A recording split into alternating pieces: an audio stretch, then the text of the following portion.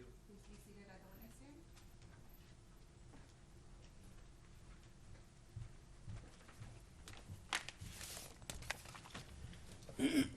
Please state your name and spell your last name for the record.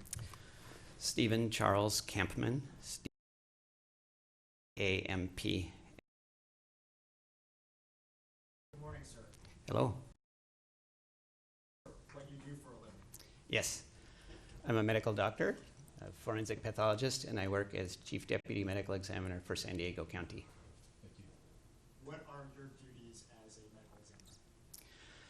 Mainly to participate in medical legal death investigations. It usually involves determining a cause of death and a manner of death. Often involves performing an autopsy, but sometimes testify.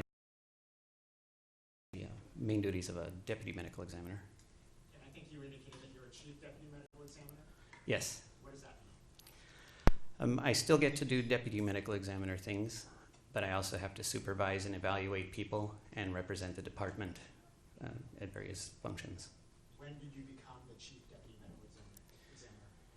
In June 2017. And how long have you been a deputy medical examiner? I'm on my 18th year here in San Diego. Were you a deputy medical examiner elsewhere? Yes. And where was that? Examiner in Washington, D.C. Can you talk to us a little bit about your education that qualifies you for your job? Yes. I have first a 4-year college degree, a Bachelor of Science in Biology. After that was medical school, and that was 4 years long and ended with a Doctor of Medicine degree. After that is specialty training called a residency. It's like an apprenticeship, and mine was in the 2 main branches of pathology, anatomical and clinical pathology. After that was 1 extra year of subspecialty training called a fellowship. In formal training, and then years at the Office of the Armed Forces Medical Examiner.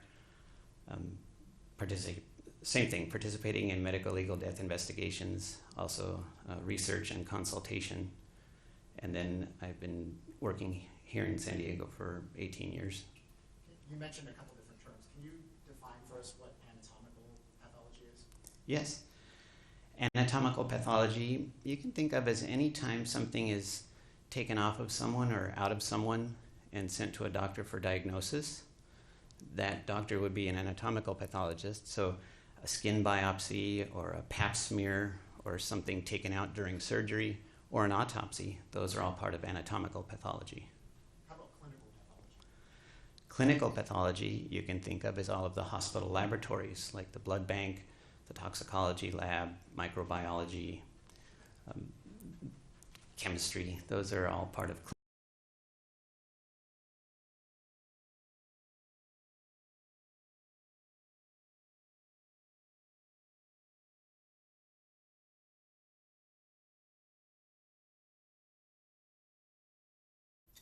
In the course of your career, how many autopsies have you performed?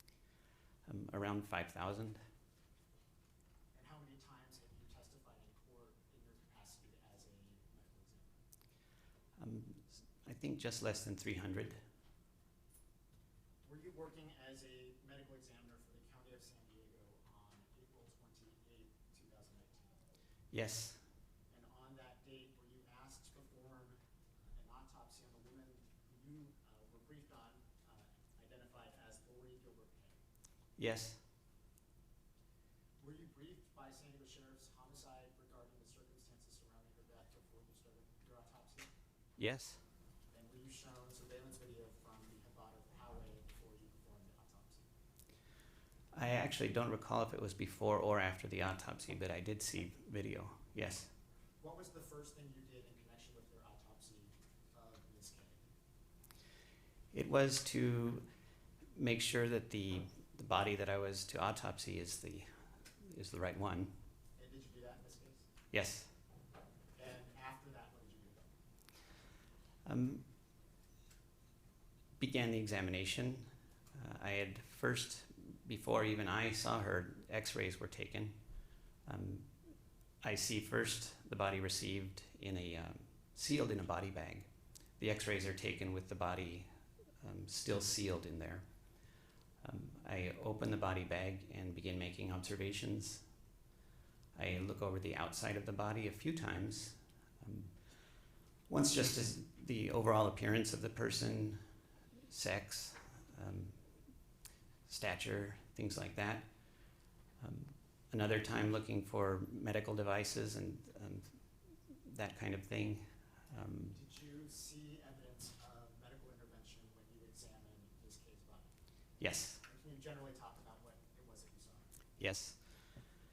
She had had a laparotomy. It is a surgery of her abdomen to see what injuries could be fixed.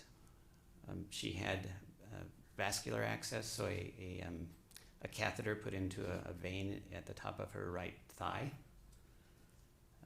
And there are other devices. I'd probably check my notes to see. Did you see any evidence of injuries when you examined this case body? Yes. And were some of those injuries gunshot wounds? Yes. Permission to approach the witness. You can do that. You don't need to ask permission in the future on both sides. Mr. O'Connell as well. You can approach the witness without permission, all right? Dr. Cameron, I'm going to show you what's been marked as Courts Exhibit 1 and provided to defense counsel. It's a 4-page document. Take a look at that and let me know if you recognize it.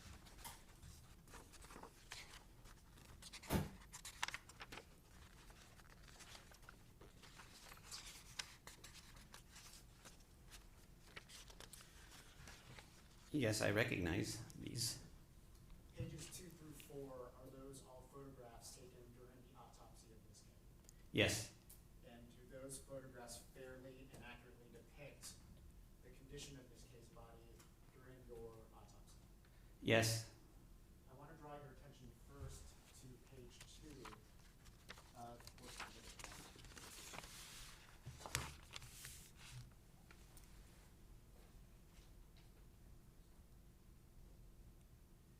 Before we get to page 2, Dr. Cameron, page 1, does that just simply say the autopsy has the court case number and case caption? Yes. Your Honor, permission at this point to publish Yes. Page 2. Any objection, Mr. O'Connell? Dr. Kevin, what's on the projection screen now? Is that the same image you had in front of you on page 2 of Courts Exhibit 1? Yes. Can you tell us what we see in this picture? Yes. This is the upper part of the decedent's back. Her head is to the left of the image, and her lower back is to the right of the image. Her right shoulder is towards the top center of the image, and the object of the photograph is the dark spot in the back of her right shoulder area that's towards the just right of the upper center of the image, and that's a gunshot wound. What kind of gunshot wound is it? It is an entrance wound. And are there different types of entrance wounds? Yes. And what are the different types? One way to classify is typical and atypical, and this would be a typical gunshot wound. And what does that mean? That means it has a very common appearance, that is a hole where the bullet passed through with a scrape around it where the bullet scraped as it went through. And when you examined this gunshot wound, did you examine the internal area around this gunshot wound? Yes. And what, if any, internal injuries did you see associated with the gunshot wound that we were looking at? There was fracture of the right scapula or the shoulder blade, and fracture of the right third and fourth ribs. And along with the fracture of the third rib, there was disruption of the blood vessels that are right underneath that rib.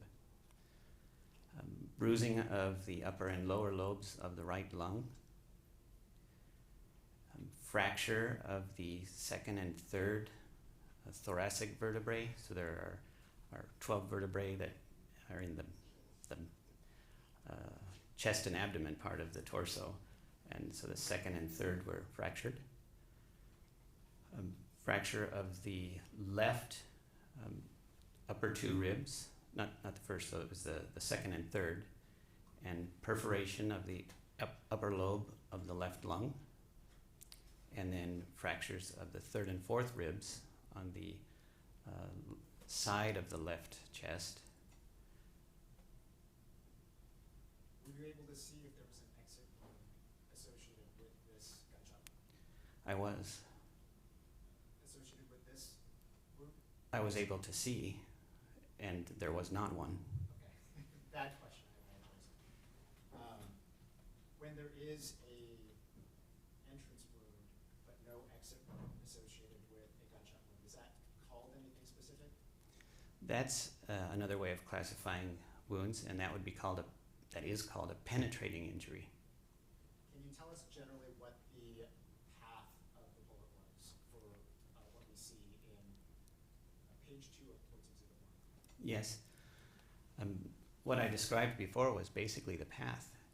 It entered her right shoulder blade area and then disrupted a broad area across her chest, so her shoulder blade, some ribs, then bruised the right lung, fractured the upper spine, injured more ribs on the left, perforated the left lung, and then the fragments of the projectile. The rifle bullets actually fragment into very small pieces commonly. So there were fragments of the bullet across the body. I recovered the largest fragments from the left side of the chest. Did you provide those fragments to San Diego Sheriff's Homicide? Yes. Was there anything else remarkable about this gunshot wound? No. And did you find evidence of a second entry wound, gunshot entry? Yes. And where was that? That was in her right buttock area. And is a photograph of that entrance wound on page 3 of Courts Exhibit 1? Yes. Permission to publish? Yes. Any objection? Yes. What's on the screen right now, Dr. Cameron, is that the same image you have in front of you? Yes. Tell us what we're seeing here. That is the very upper part of the decedent's right buttock, kind of her lower flank area on her back. Her head is towards the left of the image, and her feet are towards the right of the image. The object of the photograph is the hole at the center of the image, and that's the gunshot wound. Did you examine the interior portion of this case body associated with this gunshot wound and observe any injuries to her internal area? Yes. And tell us what you saw there. The bullet entered the right buttock area and passed above her hip bone and injured the muscles of her lower abdomen and pelvis, disrupted her right iliac artery and vein and right ureter, caused hemorrhage of her mesentery, that's the fat that holds the intestines in, and perforated the small intestine, and exited on the left front side of her body. Did you recover projectile fragments associated with this gunshot wound? Yes.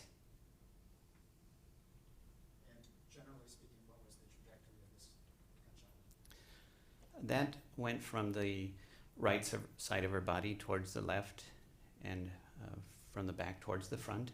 And it basically, I described that path already too, that it entered her buttock area and then injured what's called the retroperitoneum, or the tissue behind her abdomen, and then the blood vessels there at the top of her leg, the iliac artery and vein and ureter, and then the fat that holds the intestines and the intestine, and then exited on the left side. The projectiles that you mentioned that were associated with this gunshot wound, did you A large fragment, yes. And did you provide that fragment to the sheriff's department? Yes. Now, where was the exit wound that you observed connected to this gunshot? The left upper abdomen area. Drawing your attention to page 4 of Court's Exhibit 1, is that a photograph of the exit wound that we're talking about? Yes. Are there other things that are relevant to this proceeding and your autopsy findings in that photograph as well? Yes. Permission to publish, Your Honor. Any objection? Okay. Dr. Catman, what's on the computer screen now, is that the same thing that you have in front of you in Court's, page 4 of Court's Exhibit 1? Yes. I want to call out one portion in particular as well. The portion that I've enlarged, which is the center portion of page 4 of Court's Exhibit 1. Can you tell us what we see here? Yes. This is the exit wound that I mentioned. It has, first there's a hole, and that is at just about the center of this image. Let me clarify a little bit and say the upper part of her body is off the right side of the image and her feet are off the left side of the image. The hole is just near the center of the image, and it's surrounded by a dark kind of brown area, and that's surrounded by a pale area, and that's surrounded by an even broader kind of reddish brown area. Was there anything else remarkable about this exit wound during your autopsy? Yes. And what was that? The appearance of this wound is atypical. That atypical doesn't mean uncommon, it just means it's not a plain old exit wound. Typically exit wounds are just a tear with no marking around them. In this case, the wound is a tear, but it has this broad area of abrasion around it, or scraping. What would cause that broad area of abrasion or scraping? It's called a shored exit wound, and that is when the bullet exited the body, there was something near the skin that caused interaction of the skin around the exit wound with that other something. I want to draw your attention to another portion of Court's Exhibit 4. That's now enlarged. It appears to be the left arm of Ms. A. Can you tell us what it is that we're looking at here? Yes, this is her left forearm. Her elbow is at the bottom center of the image, and her hand is. This is a gunshot wound. The injuries included the top of the radius bone and the ulna bone, muscles, and the ulnar artery. And the bullet went from the elbow area towards the wrist area. Can you tell us why this gunshot wound looks different than the 3 gunshot wounds that we already talked about? Yes, did you say the 3 we already talked about? The 2 entrance wounds and the 1 exit wound. Yes.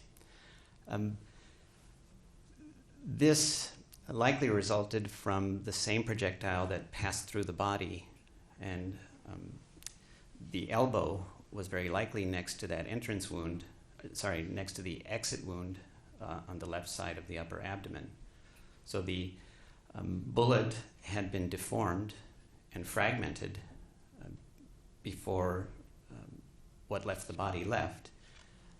And then there was the interaction between the skin of the abdomen with the elbow before the bullet fragmented and deformed, then entered the arm and caused a different appearance, not just a hole. Part of the reason for the appearance of this injury being a more broad, torn area is because of the kind of projectile that caused the injury, being a rifle bullet. With handgun bullets, the injury is mostly caused by just the piece of metal, just the bullet going through the tissue and tearing or breaking things. But with rifle bullets, it's not just the piece of metal, but the energy left by the metal in the tissue, called kinetic energy. And it causes a more broad injury than just the bullet passing through the tissue. That's why the injury is much more broad. Was there anything else about the injuries that we see to this case, left forearm, that you found remarkable? No. Was there anything else remarkable about your autopsy of Ms. K in coming to conclusions about the cause or manner of death? No. Did you come to a conclusion as to the cause of death for Ms. K within a reasonable degree of medical certainty? Yes. And what was that cause of death? Those gunshot wounds. I use the term multiple gunshot wounds. And did you come to a conclusion within a reasonable degree of medical certainty regarding the manner of death? Yes. And what is that? Homicide. I have nothing further to say. Mr. O'Connell? Good morning, Doctor. Hello. You've already testified on direct examination that you were provided a briefing by law enforcement and that you also were able to see some surveillance video. Is that correct? Yes. I also believe you have an investigator who also collects information and provides that for you. Correct? Yes. I also assume that you are provided with the medical information from the hospital that was associated with this shooting of this victim. Is that right? Yes. And so you're able to review all that. Is that correct? Yes. When Ms. K was first, I guess, seen by anybody or reported about her condition, she was reported as being unresponsive. Is that correct? Yes. And I think when people checked her pulse, they listed it as no, I'm going to maybe butcher this, but palpable pulse. Is that correct? Yes. What does that mean? That means that a pulse could not be felt. They also, I think, noted that she had no blood pressure. Is that correct? Yes. And that her initial cardiac rhythm was pulseless. I guess there was no or just some electrical activity. Is that correct? Yes, it's called pulseless electrical activity, and that means that the electrocardiogram can see some electrical impulse from the heart, but it's not enough to generate a pulse or a heartbeat. I noticed that they used a type of machine. I don't remember what it's called, a CPR machine that she was hooked up to. Does that use electrical pulses to try to revive her heart? It is. So, would you ask that again, please? I noticed they used a machine to try to revive her, and I forget the name of the machine to try to, resuscitate her, and that she was hooked up to it. And I assume that does it use a current or anything like that to try to restart her? So, I think you're talking about the defibrillator. Yes. The machine is a combination machine, so it can defibrillate, and it can also just record the heart rhythm, and it does. It is electrical, yes. Okay. And defibrillate, what does that mean? The heart cells need to beat together to cause the heart to beat as a pump. The heart works on electrical activity, and the electrical impulses need to travel through the heart in a certain path so that those cells all beat together to work as a pump. If the cells, each individual heart cell fires off its own electrical impulse, not in conjunction with the others, so that each cell is firing, they are not firing together to work together as a pump. And when those cells are firing independently, it's called fibrillation. So the heart should beat together with the cells all beating together. when they fibrillate, the heart can't pump. So the defibrillator then causes them to beat together again electrically. You also say, I guess, the machine is also monitoring what her electrical activity is. Is that correct? Yes. Is that how they knew that there was some electrical activity at the time, even though she had no pulse? Yes. And do you know whether or not the machine, since it uses electricity, does that affect its readings at all, or do you have any opinion on that? It doesn't cause electrical activity in the heart, except when it's being used to defibrillate, so it just records. I also noticed that they noted that Ms. Cave was quickly, and I'm going to probably mispronounce this, asol. What is, am I saying that correctly? No, How do you pronounce it? it's asystole. Okay. And what does that mean? That means the absence of that electrical activity of the heart. The heart isn't pumping at all.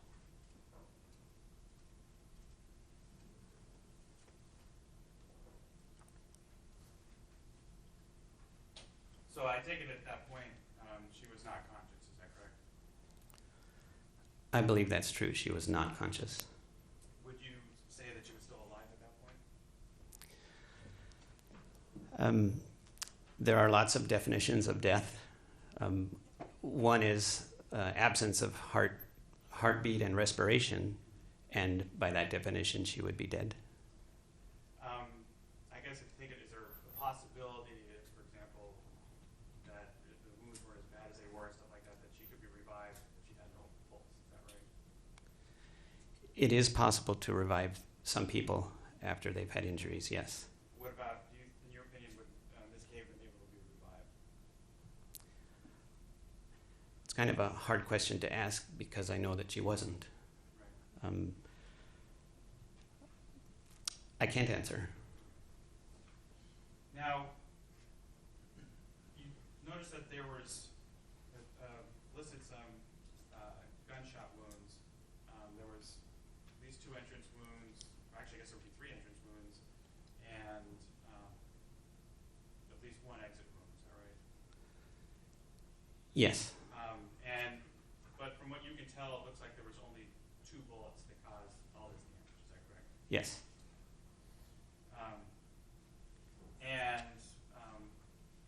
I noted in your final opinion that you found that these 2 gunshot wounds were what resulted in her death, right? Is that correct?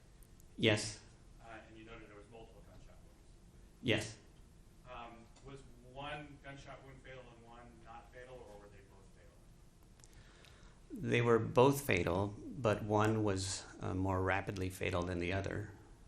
Which one was more rapidly fatal than the other? The one that injured her iliac artery and vein was more rapidly fatal than the other. And which out of there was the one that entered in the back, and there was one that entered in her buttocks. Which one was that? That was the buttock injury. Okay. And that's because it hit that artery, is that correct? Yes. Why was that one the one that would, I guess, feel the quickest? That injury would cause a more rapid blood loss.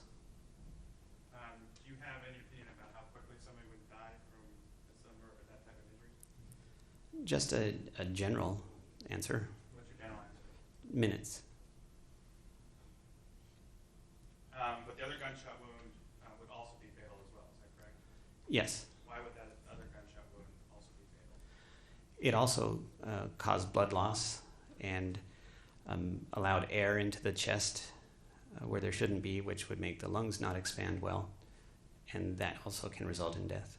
Do you have an opinion about how quickly somebody would die from that type of injury? Yes. What's your opinion? Also minutes. Let me ask you this, since we have now 2 wounds, and I assume that means a lot more blood loss between the 2 of them. Would the combination of the two of these wounds make somebody die even quicker? Yes.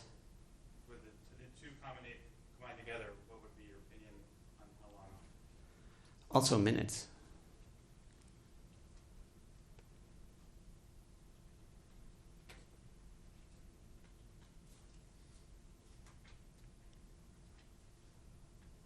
Now, I know in your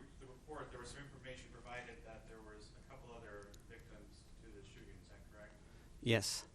You didn't examine any of those victims, is that correct? Correct. I assume you didn't examine any medical records involved with those victims, is that correct? Correct. And you've never come to any opinions or anything about their injuries or wounds, is that right? Correct.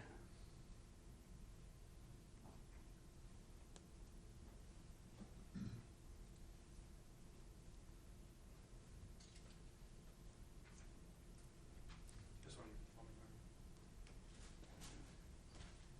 That's all I have, Your Honor. Any redirect? No, Your Honor. Right. Thank you, Doctor. You're excused. Thanks. People call Oscar Stewart.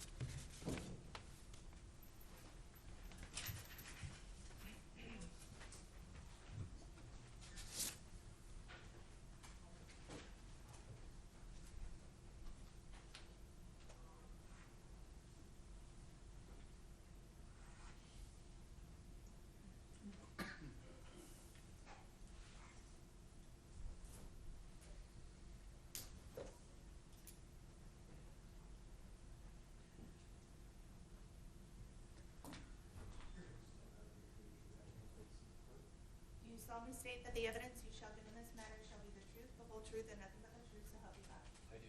Please be seated at the witness stand.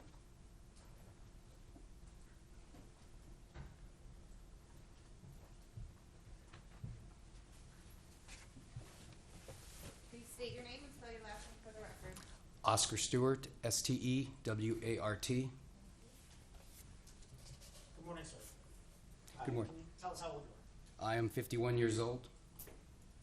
are? What do you do for a living? I am a construction electrician. How long have you been doing that? 1990 since 1995. I took a couple of breaks when I went to the military, but Are you married, sir? yes, I am married. And what's your wife's name? Linda, Saul. Do you have any kids? I have 3 sons and 2 stepdaughters. Do any of your children live here in San Diego? Yes, my 2 stepdaughters live here. And what are their names? Eliza Saul and Dahlia Saul. Are you a religious person, sir? I'd say more than the average person. Yes, I'm fairly religious. And what religion is that? Judaism. Do you attend or go to a specific house of worship? Yes, I normally attend the Chabad of Poway synagogue. Is that off of Poway? Yes, it is. Here in San Diego County? Yes, it is.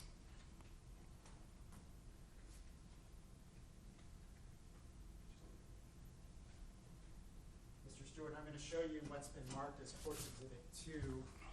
It is a 5-page document and has been shown to defense counsel.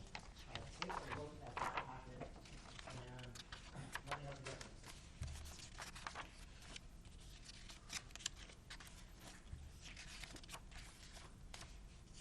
Yes, I recognize every picture. And page 1 of Court's Exhibit 2, does it just have the words Chabad of Poway and then the case name? Yes, it does.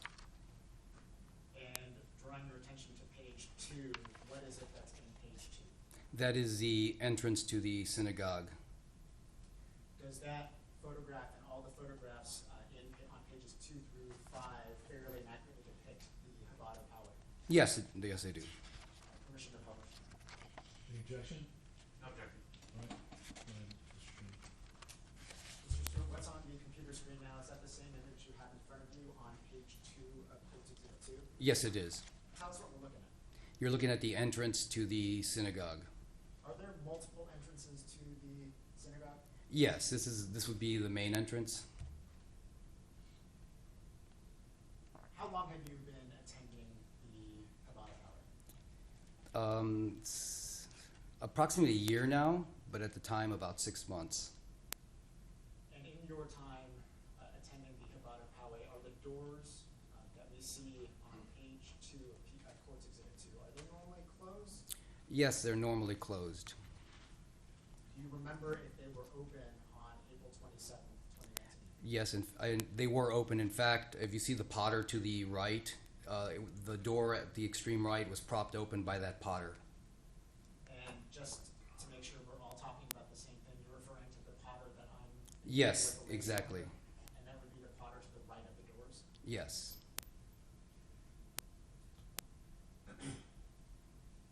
beyond these front doors of the Chabad, what's the first room you would walk into? It's a lobby, an anteroom.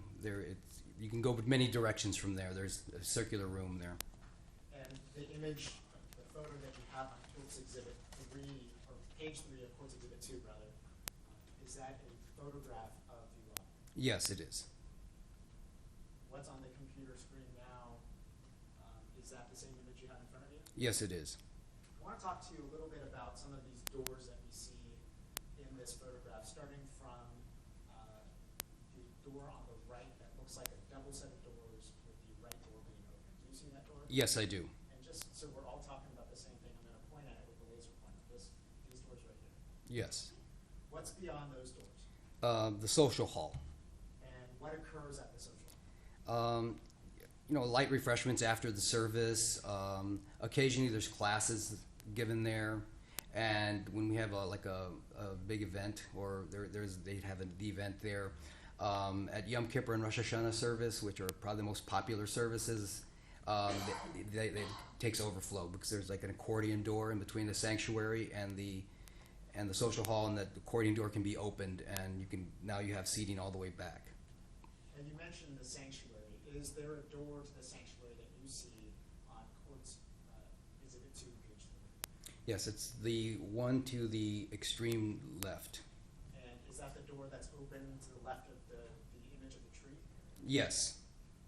And are both of the doors to the banquet hall and the sanctuary, are they normally left open? Yes, normally.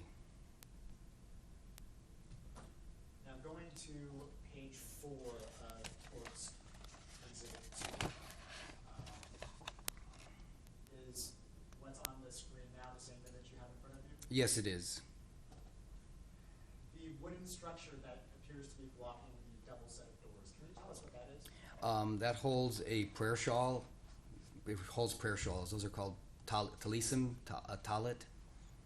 And are they for congregants of the synagogue to use when they enter the sanctuary? Yes, a lot of people don't have one, or they don't want to carry it for a variety of reasons. So they would take one of those. Are they provided by the synagogue? Yes, they are. Was this wooden structure with the prayer shawls in this location on April 27, 2019? I believe it was.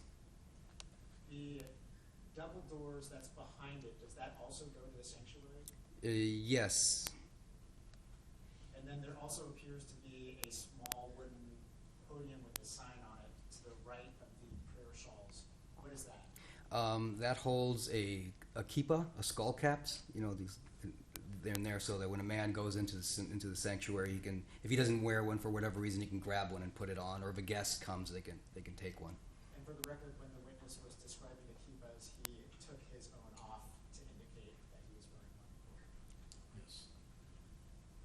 And finally, to page 5 of Courts Exhibit 2, can you tell us what that's a photograph of? That is the social hall. And what's on the screen now, is that the same image you have in front of you? Yes, it is. The tables that were they set up in this fashion on April 27th, 2019? Yes, I believe they were. And do you know why they were set up this way? Probably for refreshments after the service was over. They usually set up what's called a light, like a kiddush. It's the term used, and they would have light refreshments afterwards. I want to draw your attention to some doors that are in the back of page 5 of Courts Exhibit 2. You see the enlargement on the screen. Yes, I do. Starting with the door on the left that's underneath the exit sign, where does that go to? That goes to the playground. And the door that's right next to the blue A, what is that door to? That is the kitchen. And you indicated to us that you regularly attend the Chabad of Poway. How often do you go there? I'd say weekly. Did you attend the Chabad of Poway on April 27th, 2008? Yes, I was there. Was that a regular service or a special service of some kind? It was a special service. And what was that service? It was the last day of Passover service, and there's a sub-service to it called Yixer, where there's a memorial for the dead. So there would be a lot of people there that normally wouldn't attend. And can you spell mixer for the Yes, recorder? YITOR. Or there's a Z in there. TZO. I, To the best of your ability. right. You attest to those. What time did you arrive at the Chabad? I'd say around 10 a.m. And did you drive to the Chabad or did you walk? I walked. Did you go to the Chabad alone? Excuse me? Did you go to the Chabad alone? Alone? Did you go I can't understand. Did you go to the Chabad with anyone? Oh, yes. I went with my wife and my stepdaughter, Eliza. What was the first thing you did when you arrived at the Chabad? I probably got a glass of water because we walked quite a little bit of a distance and got myself squared away and went to the bathroom and then went into the services And where were the services being? in the sanctuary. You know where your wife was? She was on the women's side, which would be the left side rather, of the sanctuary. Is the sanctuary divided by gender? Yes, it is. There's the women's side and then there's the men's side. And so when you say the women sit on the left side, is that as they're seated and facing the main? Right. So if you face the front of the synagogue, I'll kind of draw it like this, they would sit in this area here, and then there's a partition down the middle, and then the men sit here, and then the bima that's where the Torah is read, is in the back of the men's section. And for the record, the witness extended both of his arms in front of his body and then kind of indicated with his left hand the left side where the women sit, the center divider, and then the right side where the men sit. Yes, that's what he did. Do you have a regular seat during services? Yes, and I normally sit in the front row on the left side. And how long were you in the sanctuary listening to the service? I'd say about an hour or so. Now you mentioned that there's a bima where there's a reading of, I believe you said the Torah. Yes. Is that something that multiple people participate in? Yes, there would be what's normally a reader, and then they have blessings they have separate blessings during the Torah. So a number of people were called up to the Torah, and they say a blessing, and then they read a portion, and then they would be excused, and another person's called up, and they read another portion. So.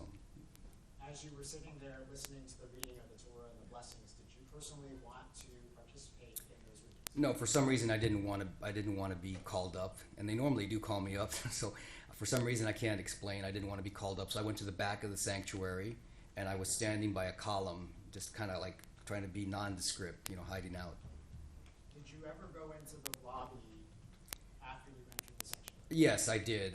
I went into the lobby. I walked around a bit, and I took a seat, and then I saw Lori Kay and one of the rabbis, I believe Mendel, which is the oldest of the rabbi's sons that are here in San Diego, speaking, and I felt that they needed a private conversation, so I left. I went back inside the sanctuary. And is that when you stood in the back of the Yes. sanctuary? How long did you stand in the back of the sanctuary? I'd say 15, 20 minutes, because it was about the fifth Aliyah, so they'd already, that's the portion that they read, it's called an Aliyah, so I was in the back, about the fifth one, sixth one. About how many people were in the sanctuary at that time? I'd say 45, 50 people by this time. People were starting to arrive because there was the next part of the prayer of the service was going to be the Yixer prayer, so a lot of people were going to come at that time. Around that time, we're starting to show up. Do you know what time the Yixer prayer was supposed to start?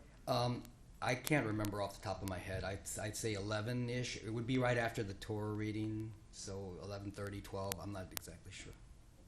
Did anything unusual occur while you were standing in the back of the sanctuary? Yes, I heard gunshots. Now, how did you know they were gunshots? I served in Iraq, and I served in the first Gulf War, and I've heard gunshots numerous times in my life, unfortunately.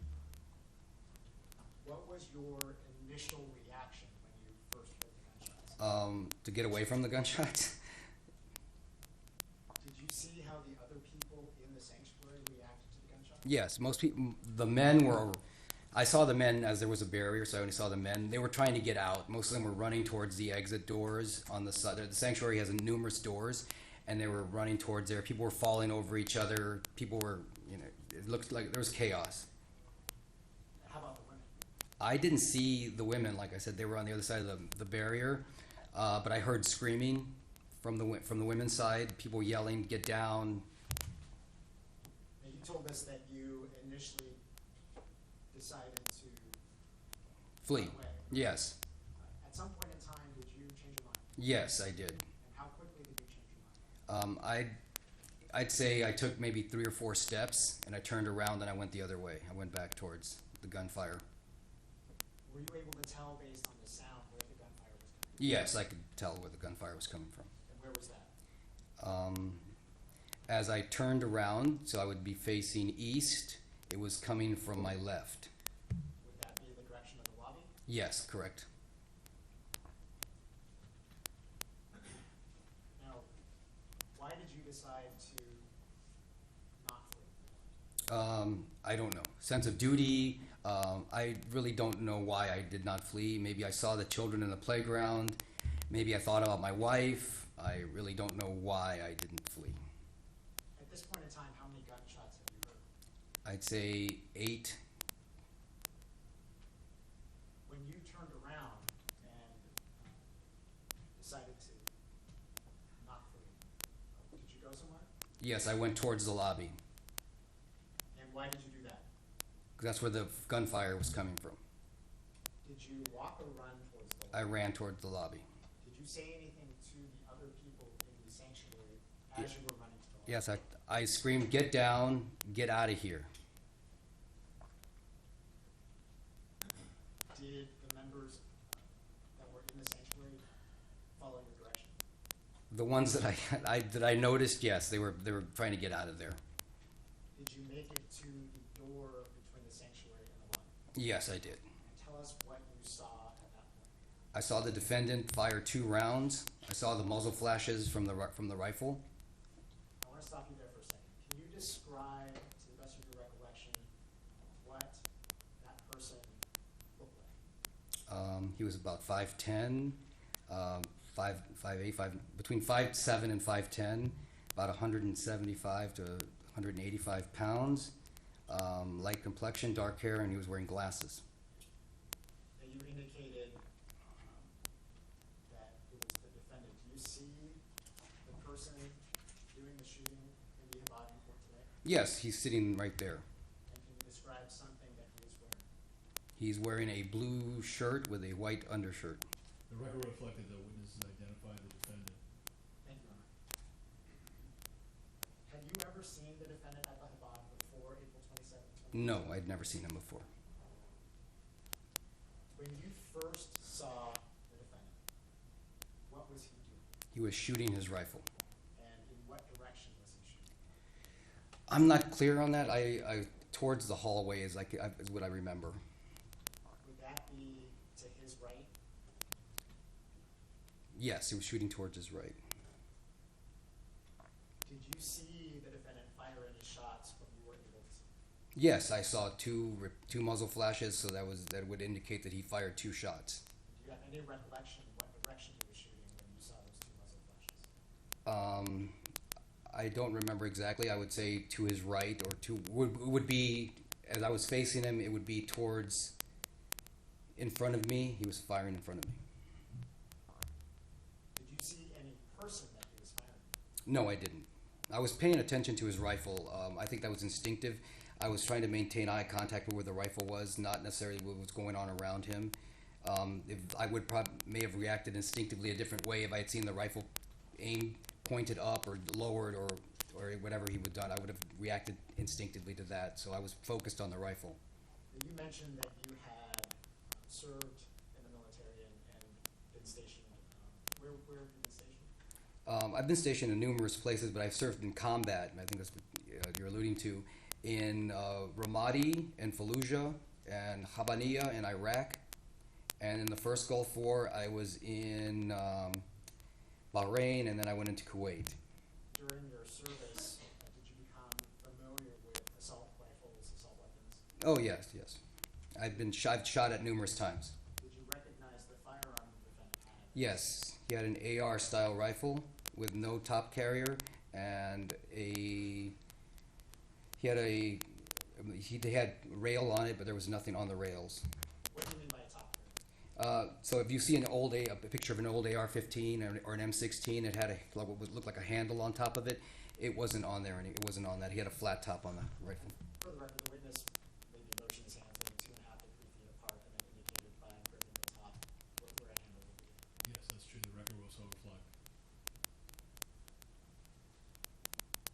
You also mentioned railing or rails? Rails, yes, you can put attachments on a rifle if there's rails. You can put a scope or night sights or things like that. And you didn't see any evidence of that? No, I didn't see any evidence of that. Did you see any other firearms on the defendant? No, he was wearing a magazine carrier, and he had magazines in the carrier. I noticed from the bulging of the carrier, the way I know just from experience what it looks like when there are magazines in a magazine carrier.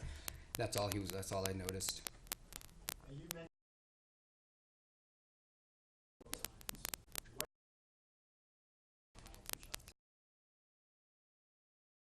He's a magazine when I was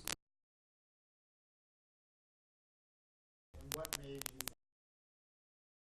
think, he held the firearm. and can you describe with words how he was holding So he had the rifle in his left hand. He had the foregrip in his left hand, and he was at the receiver trying to manipulate something.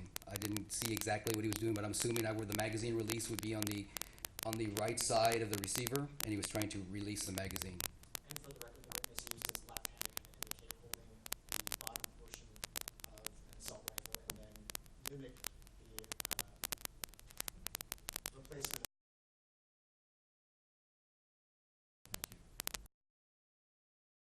To the defendant as you approached him? I told him I was going to kill him. I'm trying to throw him off. Used profanities also. Out really loud, and I kept screaming at him. During your tours overseas in the military, have you been trained to yell at enemy combatants as a way of distracting? Yes, And is that what you were trying to do? I was exactly. Train of thought. And if you destroy part, and they lose what they're. When you started yelling those, him physically, what did you do? He in on him. He threw them. He dropped. He had which one?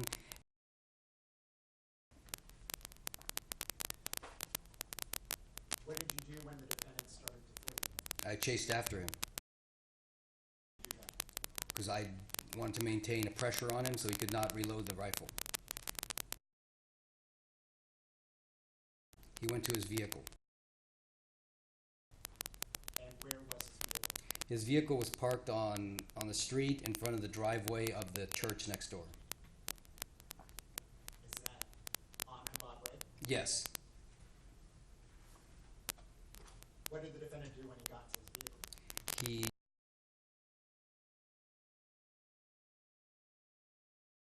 kept an eye on him. I was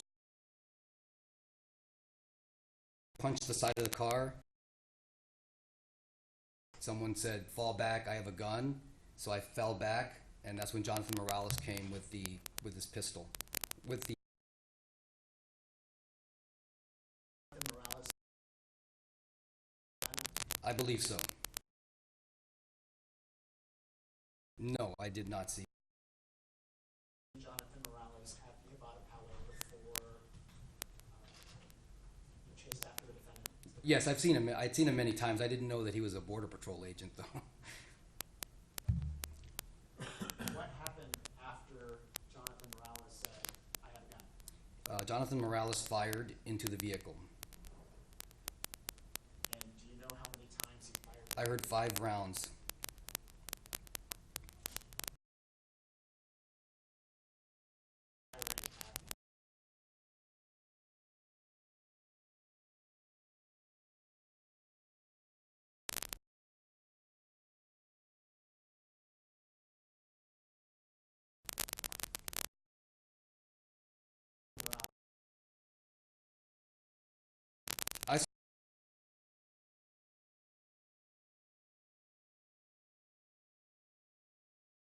tax altogether. I don't. There was a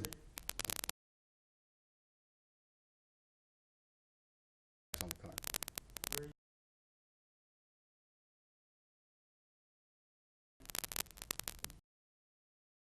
Yes, and I would be.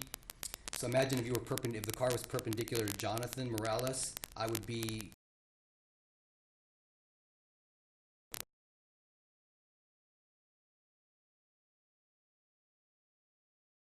Vehicle or the vehicle.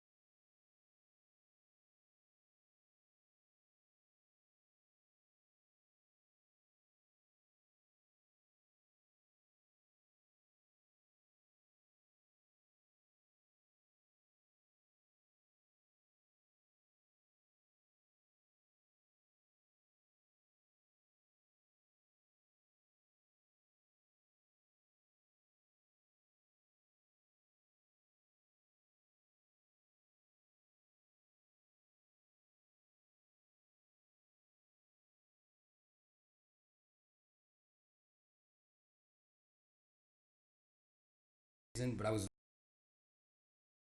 trying to memorize it.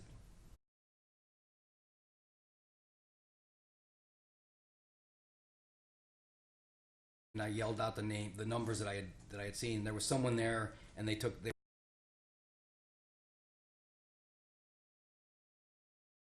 we managed to give him the license plate number. And do you have any independent recollection of that license plate now? No, I don't. I'm sorry. Can you describe the manner in which the defendant drove off towards Very erratically and with no concern for anything except getting away. He weaved a little bit on the road on Poway, and he was trying to go. You know, you heard the whine of the wheels when they're running on the pavement. He was just like the pedal to the floor. That's what it seemed like to me. At this point in time, were you and Jonathan the only members of the Chabad? No, there were at least 3 or 4 other people outside by this time. And I know you probably can anticipate the questions that I'm asking you, Mr. Stewart, but you have to let me finish the whole question. Okay, I'm sorry. That's okay. Were you able to see when you started following on foot the defendant driving away, whether he turned right or left on Rancho Bernardo Road? Yes, I saw him turn right. And is that towards the 15 freeway? Yes, it is. What did you do after the defendant drove away? I ran into the sanctuary, into the synagogue, into the lobby of the synagogue. Now, are you aware if the Chabad has any security cameras throughout the synagogue? At the time, I did not know there were cameras, but I'm aware of it now. And before you testified today, did you look at the security footage from April 27th, 2000? And does that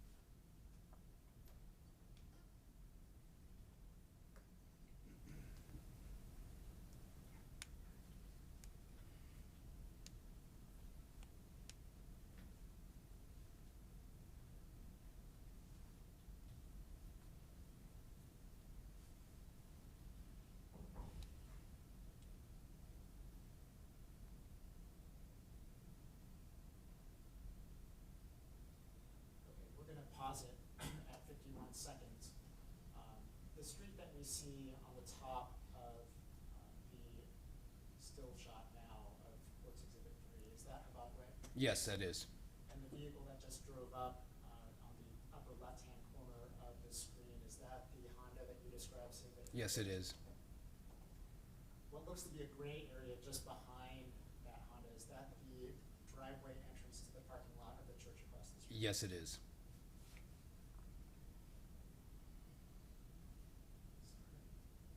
We're going to resume playing.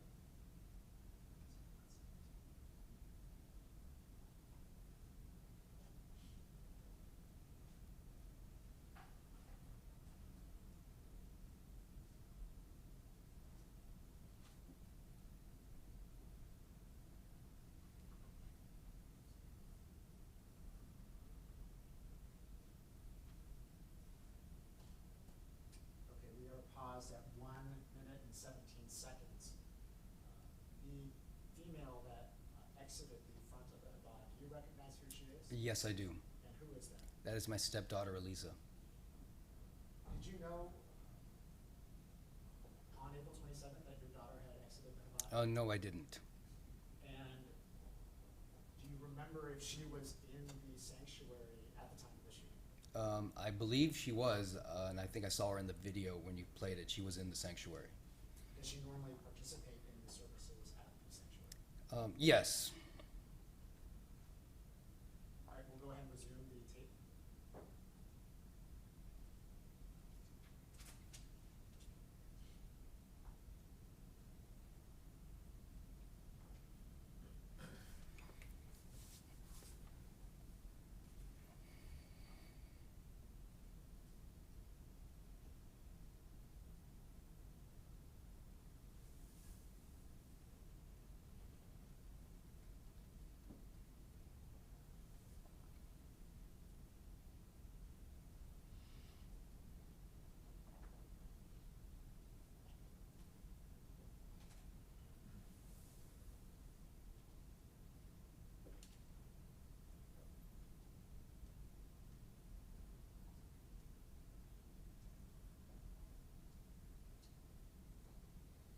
All right, and we are paused at 2:09 on Courts Exhibit 3.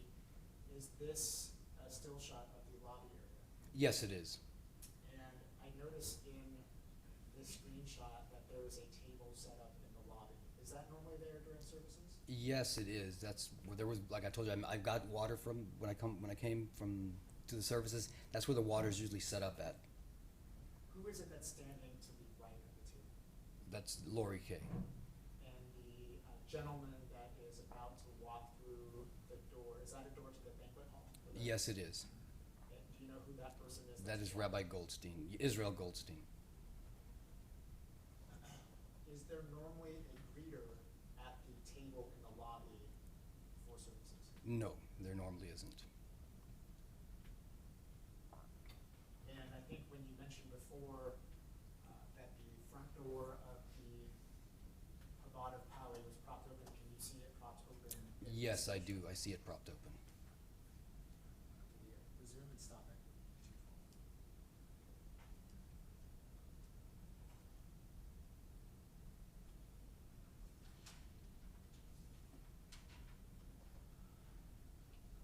We are now paused at 2 minutes and 14 seconds. The individual that is on the bottom right of the screen, is that Rabbi Israel Goldstein? Yes, that is Rabbi Israel And Goldstein. the room that we see here, is that the banquet hall? Yes, it is. When there are services taking place in the sanctuary, do young children usually sit in the sanctuary at that time? Not really. The younger children tend to run around outside in the playground, or sometimes they get into a little trouble in there in the banquet hall. You know, they do what kids do. And do you see children in the upper right-hand corner? Yes, I do.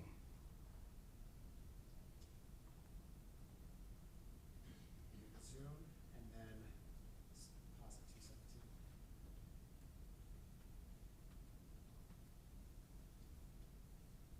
We're now actually paused at 2:18. Do you remember if this is the first position that you saw the defendant when you started running towards the lobby? Yes, that's where that's And looking at this video, where does it appear his rifle is pointed at the doors to the sanctuary.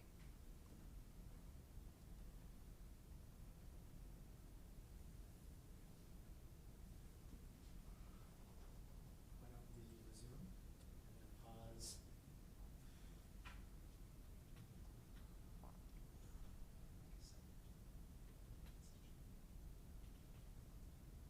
Okay, now we're paused at 2:20. Is this a camera view of the sanctuary? Yes, it is. In fact, the ladies' side of the sanctuary. And I think the bulk of this still shot here is of the women's side of the sanctuary. Is that Correct.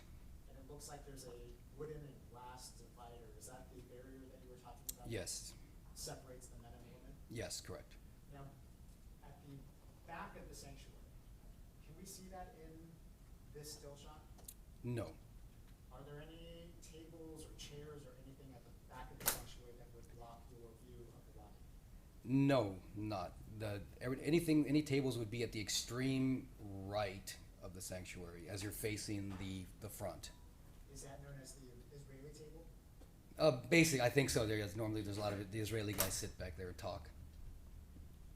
And so when you described for us earlier that you ran from the men's section of the sanctuary to the lobby, that would be off camera, is that fair? Correct.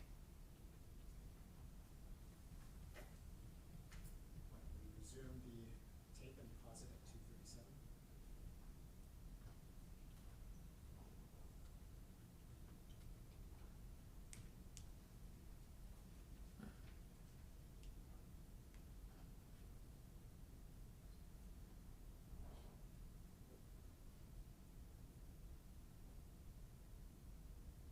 Now, what we just saw in this segment, was that what you were describing earlier as far as the defendant sort of trying to manipulate the gun and then you chasing after him? Correct. Go ahead and resume the tape.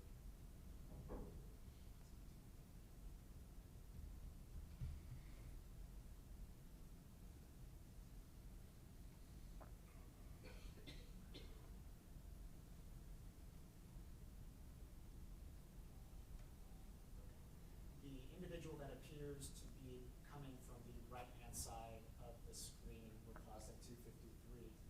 Is that Jonathan Morales? Yes, I believe it is. The two other individuals that followed you out of the Chabad, do you remember who those two people were? I can't remember. I'm sorry. I don't recognize one of them, and the other one I recognize him as a regular, but I don't know his name.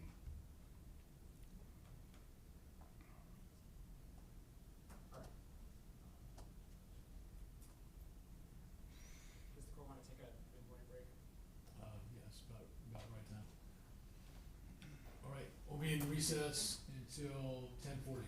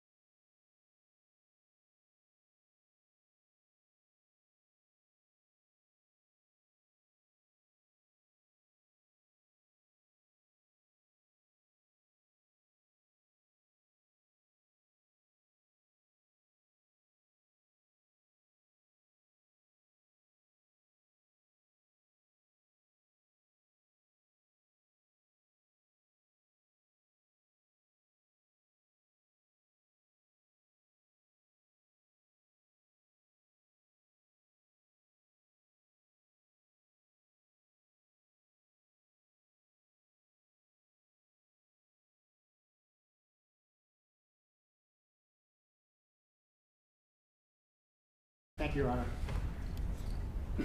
You mentioned before we watched the security footage from the Chabad of Poway that after the defendant drove off, you ran back inside the Chabad. Yeah.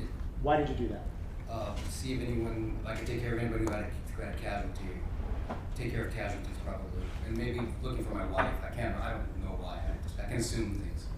Do you have any first aid or basic medical training at all? Basic combat lifesaver training. And what did that cover? Gunshot wounds, serious falls, and stuff like that. Did that include performing CPR? Yes. When you went back inside the Chabad, where did you go specifically? I stopped at the first. I was in the lobby. I stopped at the first person I saw, which was the rabbi. I asked him, "Are you okay?" And he had blood coming down his hands. He said he's all right. He said, "I'm fine. I'm fine. I'm fine." I realized that he was fine, so I left. I started scanning around. I saw Lori on the floor. I went to do CPR, or I check her out, and I saw she was non-responsive, so I flipped her over. I looked for a pulse, and I saw there was none, so I started performing CPR. Let's kind of slow that down and break it up a little bit. You said that you walked from Chabad Way into the lobby, and the first person you encountered was Rabbi Goldstein. Was that Rabbi Israel Goldstein? Yes, it was. And you indicated that he was bleeding? Yes, correct. Where was he bleeding from? His hands. And how much blood was there?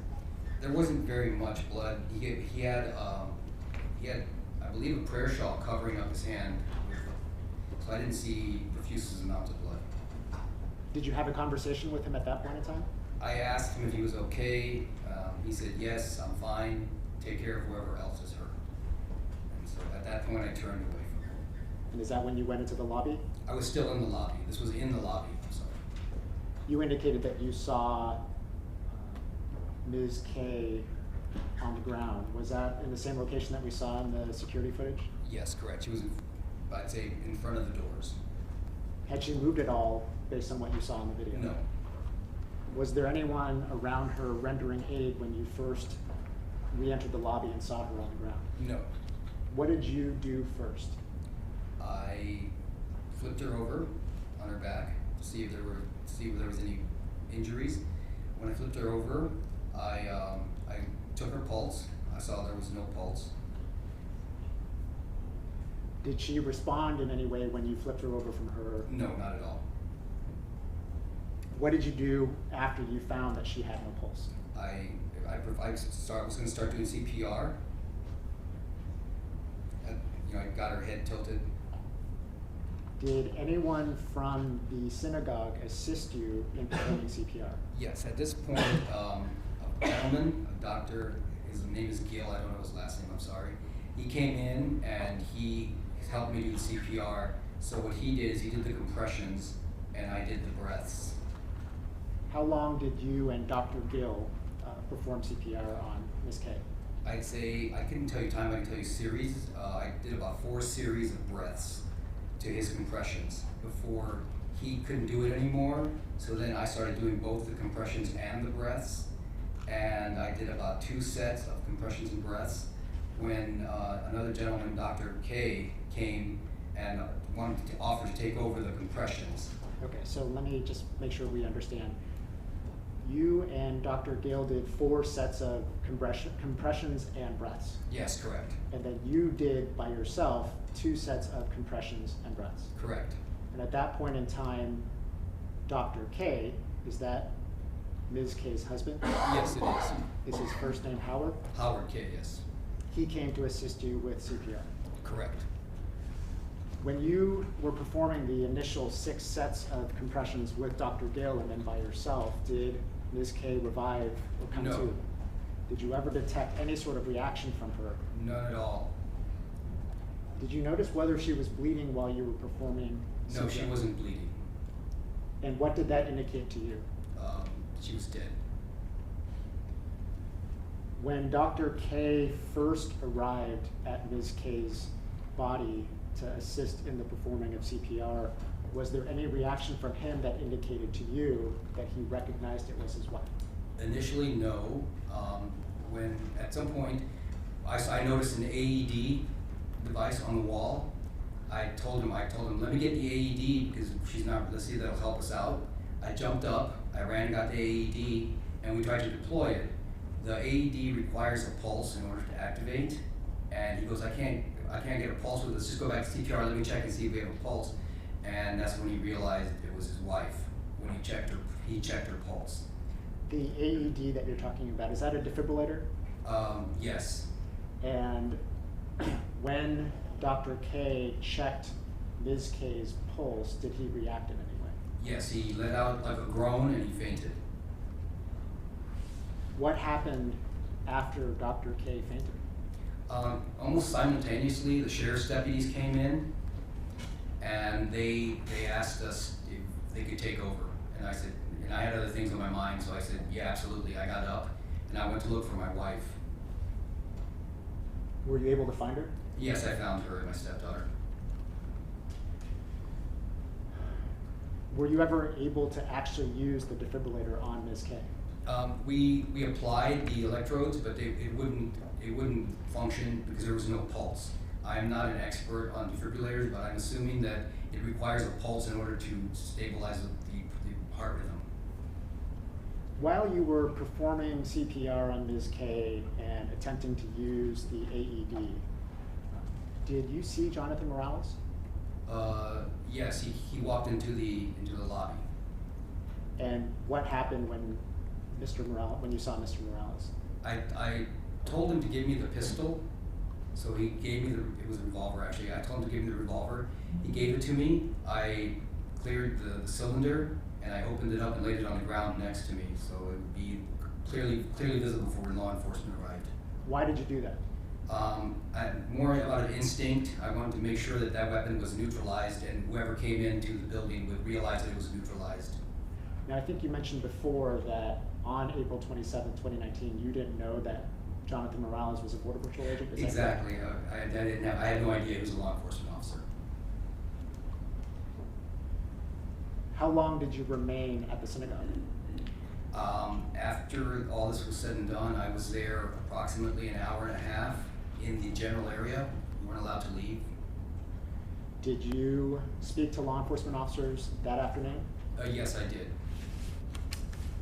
Did you see anyone being transported by ambulance away from the synagogue? Yes, I did. Who did you see? I saw Amon and the rabbi, Goldstein, Israel Goldstein. Did you see what happened to Ms. K? Yes, I saw her taken out of the sanctuary, and she was in a gurney, and they put her in an ambulance after.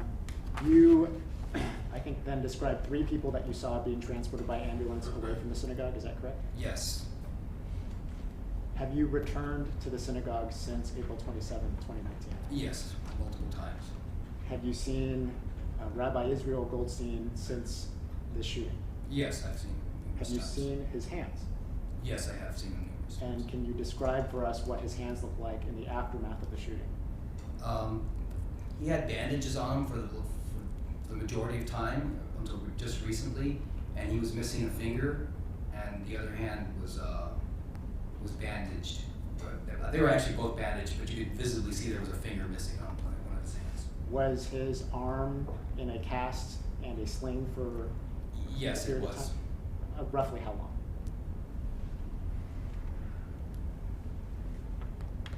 5 months. You mentioned that you had prior military service before, Yes, I have. and what branch would that have been? I served in the military twice. In my first service, I served in the U.S. Navy, and I discharged in 1994, and in 2001, November 2001, I went back into the United States Army. How long were you in the Navy? I was in the Navy for 4 years. And then when you re-upped at the Army in 2001, how long were you in the Army? Roughly 3.5 years. You and I have nothing further with this one.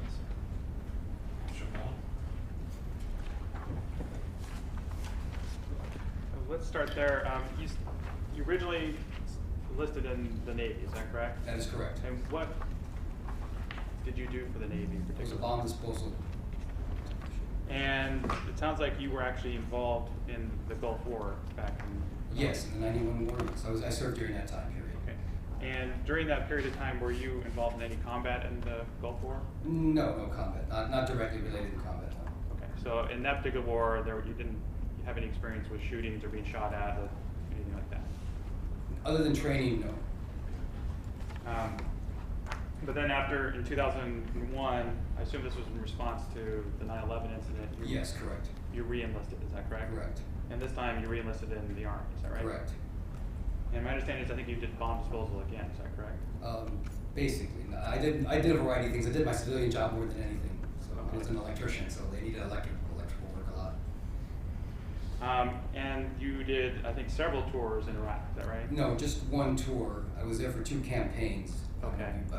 So if you're familiar with it, campaigns a certain amount of time, but I was there. I covered 2 campaigns when I was in Iraq. The initial invasion of Iraq, Right. and then the secondary campaign in Iraq. Okay, so you were there for the initial invasion and stayed until the second one, is that right? Correct. I was there from March, approximately the end of March until the first week or so of April of the subsequent year.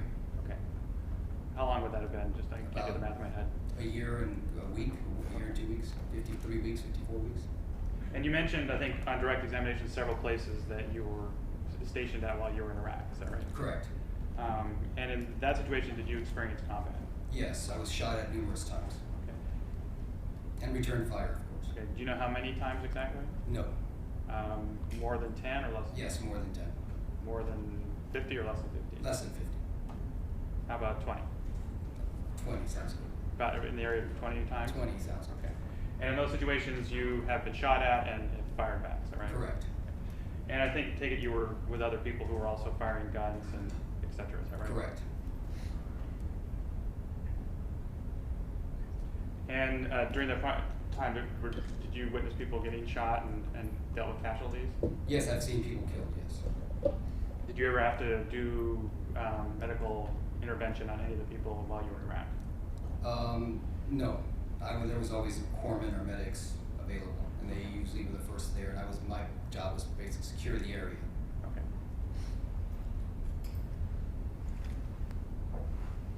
But as testified on direct, you do have some training on some basic medical for combat, right? Yeah, as part of the California law requires me to renew my CPR every year as an electrician, so I renew my CPR every year. Okay. And in the military, I have a basic combat lifesaver course. It's not specialized training, but it's basic. You can render basic first aid, and that's way different in the military than it is in the civilian world. In the military, it involves gunshots and serious injuries. Where in the civilian world, like you have a cut on your finger or something. Right.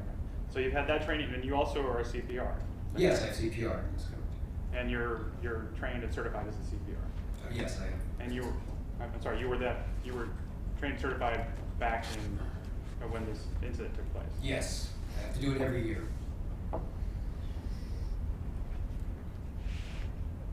Now, going to that day, when you got there and after you got yourself sort of acclimated, you went into the sanctuary, and normally you would sit up front, is that right? Correct. And this day, for reasons you can't really remember, you decided that you didn't want to be involved because in front they usually call on you, is that right? Correct. Okay. And that you hung to the back this time, is that right? Yes. And you were standing most of this time? Yes. Okay. Did you stay in the same place, or did you move around? No, I like I said earlier, I went out into the lobby, and then when I saw Lori and Rabbi Mendel Goldstein having a conversation, I felt it wasn't my place to be in a private earshot of a private conversation. So I went back into the sanctuary, and I was in the back of the sanctuary.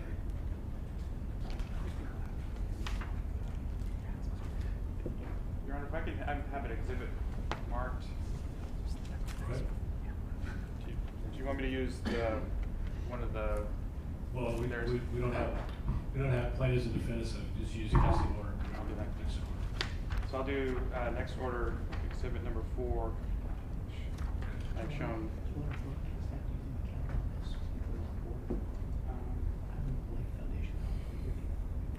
Do you have it there, or do you need it?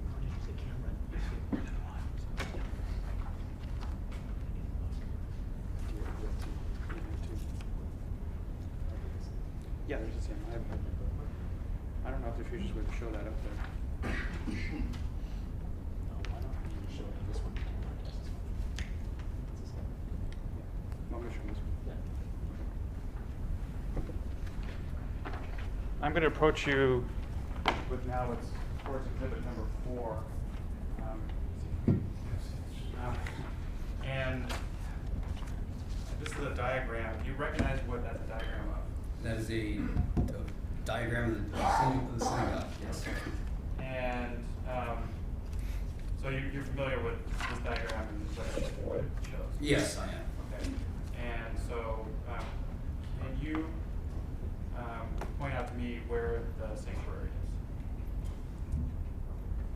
And then the entrance to the synagogue. What I'm going to ask you to do, if you can you circle for me at the entrance to the synagogue on there? Okay. And can you, let me ask you this, when you were there, did you basically stand at the same location most of the time, or when you were in the back of the sanctuary? Yes, I would say generally, yes. Okay. But let's be more specific. Where were you standing when you first heard the shots fired? Would you like me to mark it? Yeah, you can mark it with it. Maybe put an X. Okay, can you maybe circle it too, just so we get a little more. So you were standing kind of back in the corner, is that right? Correct. And there's looks like a table there. What table was that? That's the table. Generally, the Israeli guys sit there, so they call that the Israeli table. So you're basically standing in the corner, kind of next to the Israeli table. Correct. Okay. When you first heard the shots fired, how many shots did you hear originally? 4. 4 shots. Okay. And after the 4 shots, is that when you started to react at that point? Yes. And you said originally, I think you were going to start to try to get out of there. Is that Correct. right? Can you maybe briefly show on the diagram, maybe draw which direction you went, if at all? Initially, I went, so I'm indicating with an arrow. Okay. So Okay. And then you changed your mind, and then turned and then headed for the doors. Right? Correct. Maybe you could draw your path when you did that. You want me to have a moment?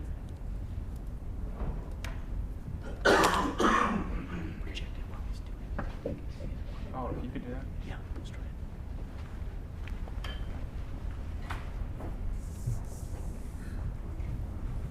I have the ability to put it up on the screen.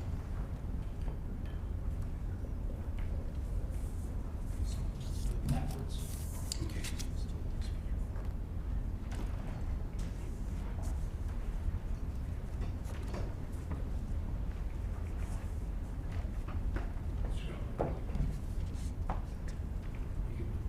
You have permission to move to the next box.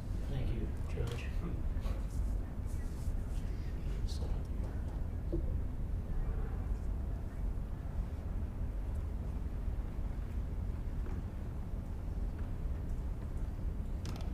Jesus.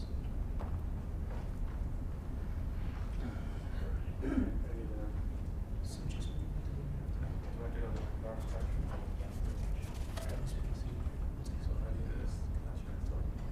Alright. Alright.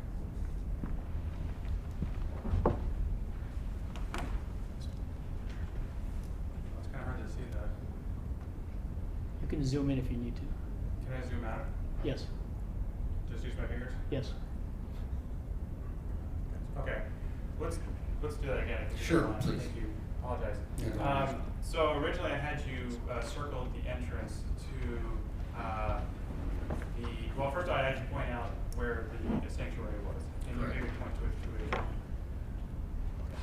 And then I asked you to point out in a circle the entrance. Can you point out where you did that? Okay. Start at the top of the screen there. Correct. Right. And then I asked you where you were standing when you first heard the shots fired and you drew it an X. Is that correct? Yes. Right there. Okay. And then I had to circle it just so you can see. Correct. And then looks like there's a square just above it that says table, and that's what I was asking about. That would be the Israeli table. Right, that would be that table there. Okay. And then I asked you where you started to go originally, and you did the arrow? The small arrow there. Okay. Now, did you actually get outside the doors, or did you just get towards the doors and then? Do you remember? I don't recall. Then you decided that you were going to go towards the shooter, then drew another arrow. That would be this long arrow here. Okay, all right. Now, when you were going, you said you heard 4 shots, started going out, and then you turned around and headed back. Did you hear shots while this was going on? Yes, I did. Do you know about how many shots you heard before you got all the way to the doors? Another 4 shots. Another 4 shots? Mhm. Okay. And then when you approach the door, as you're getting close to the door, can you actually see out into the? Yes, I can see out. Okay. When you're just getting up close to it, could you actually see people in the entryway? Yes, I saw the defendant in the lobby. Okay. About how far away from when you're getting to those doors did you first start seeing them? 25, 30 feet. Okay.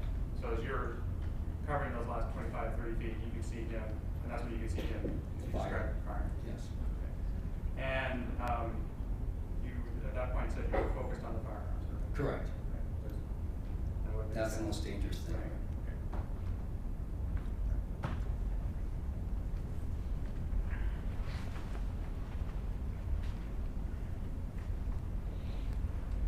When you got to the door, let me ask you this: you said at some point you saw him start fiddling with the firearm, like looks like he was either trying to change out the magazines. Is that right? Correct. Did you notice that as you were running up, or does that happen as soon as you got to the door? I was still running towards him when he started to do that. Okay, so you were still headed towards the door of the Yes. sanctuary. Okay. I saw the last 2 shots fired. Right. I saw the muzzle flashes from his rifle. He took the rifle down, and he was trying to. It appeared to me, from experience, he was trying to change the magazine. Right. Now, at some point, you said that you were yelling at him. Is that right? Yes, correct. When did you start doing that? As soon as I started to run towards him. Okay, so as soon as you decided that was your plan of action, you started yelling at him. Correct. Okay. You mentioned that you were yelling really loud. Is that right? Yes. Okay. Because again, this is something that you were trained to do or learned to do while you were in combat. I would say yes, correct. Maybe it's instinctive, but I just let it out, you know. Okay. You said you were going to kill him. Is that right? Yes. Okay. And I think you also used a profanity. You be careful about not using a court, but you said, "Motherfucker, I'm going to kill you." Is that right? Yes.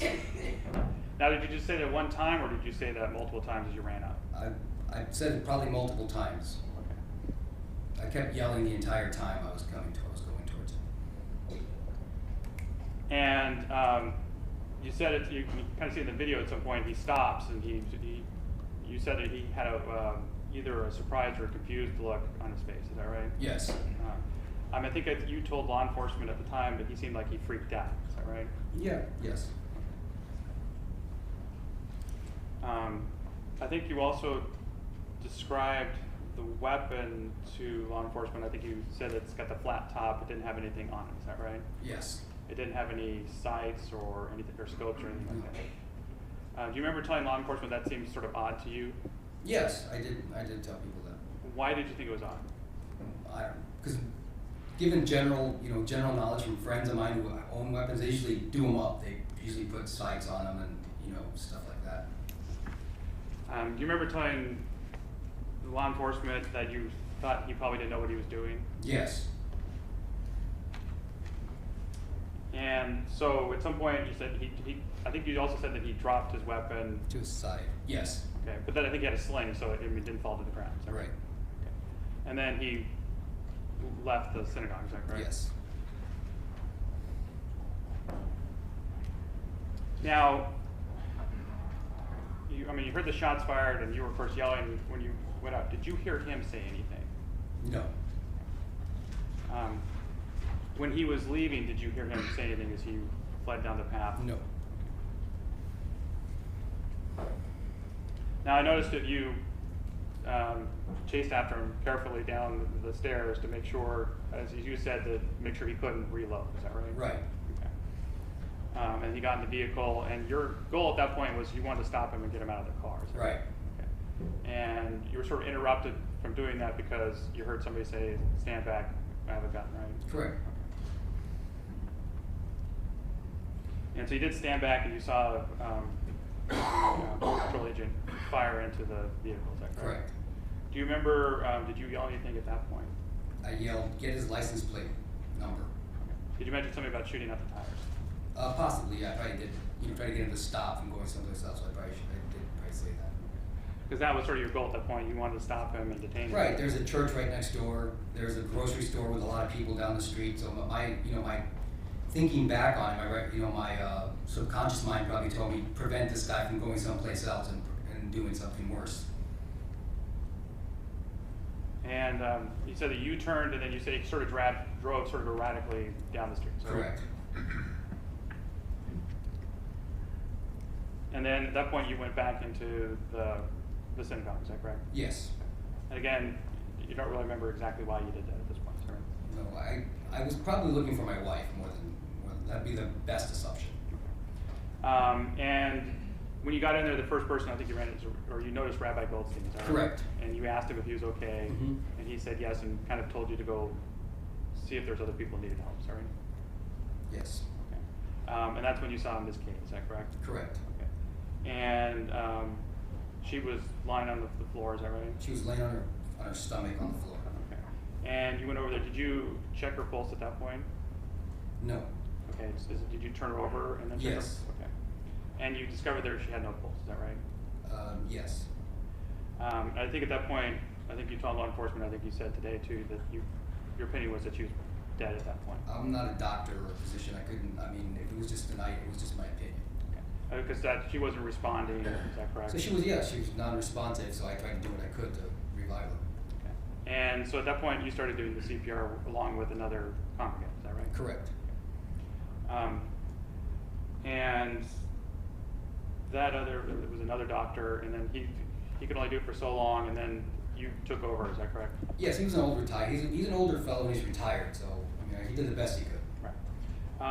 And then it was when Ms. Kay's husband, who's also a doctor, then came over and started, is that correct? Correct. And you said at that point is when you noticed that there was the AED, is that correct? Right. His compressions were slower than we had been doing previously, and so I was waiting to do my breaths, and I looked around and I noticed, I was trying to maybe looking for my wife, who knows what I was looking for, but I looked around and I noticed the AED on the wall, and I got up, ran and took it down from the wall.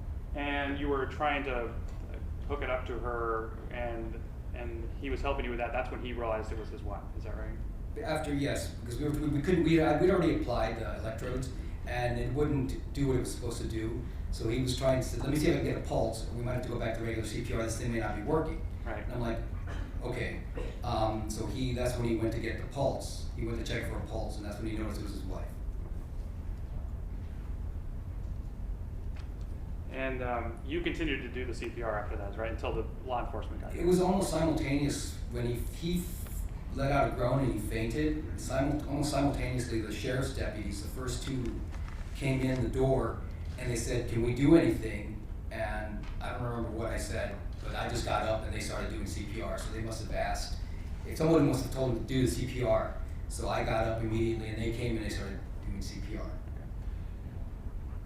And at some point, I guess while you were doing the CPR, that's when the Border Patrol agent came and gave you the gun, is that right? Yes. Okay. And then you had kind of disabled it and put it down on the side, is that right? Yes. Is that the last time you ever saw the weapon? Yes.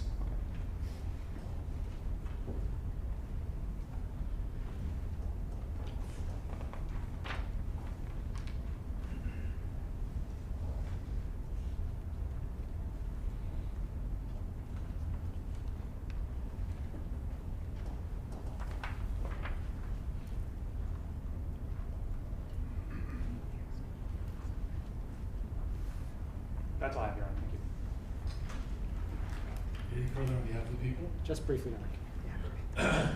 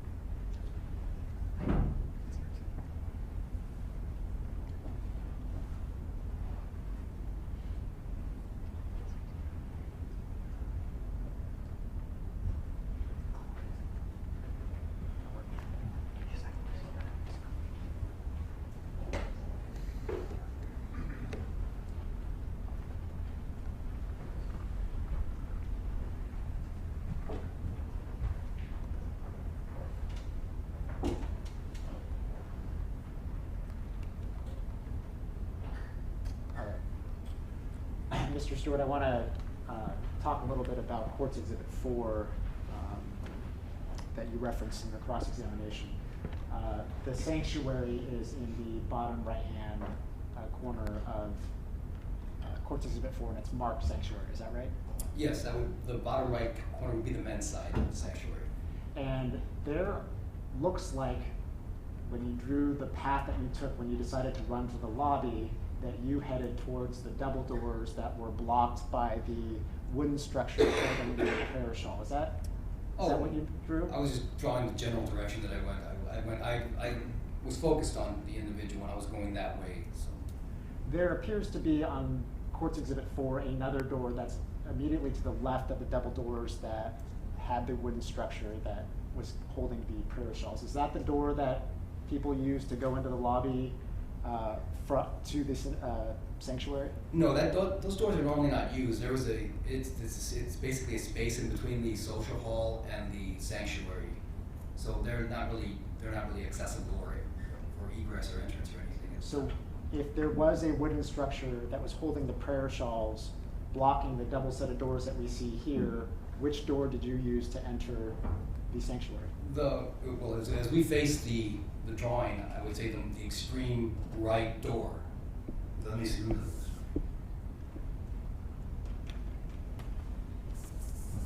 Yeah, so it would be the right door. This door here. Okay, so you're now pointing to this door here? Correct.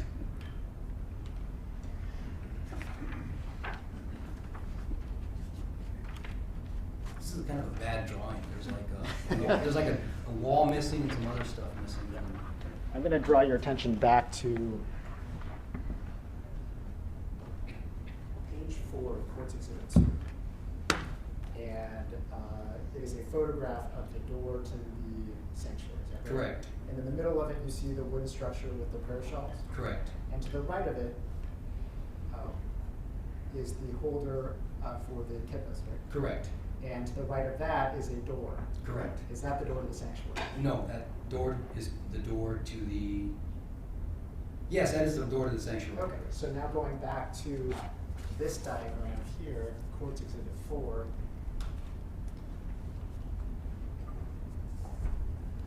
This is all backwards. Yes. So it would be this door here. It was to the right of the double doors, though, right? Those are the double doors there. This is the door to the social hall. You see, it's clear in the picture. Okay. And then this door is where the shawls would be, and this would be the door to the sanctuary. But this door that you're indicating here is to the left of the double doors holding the prayer door. Yeah, let me see the picture.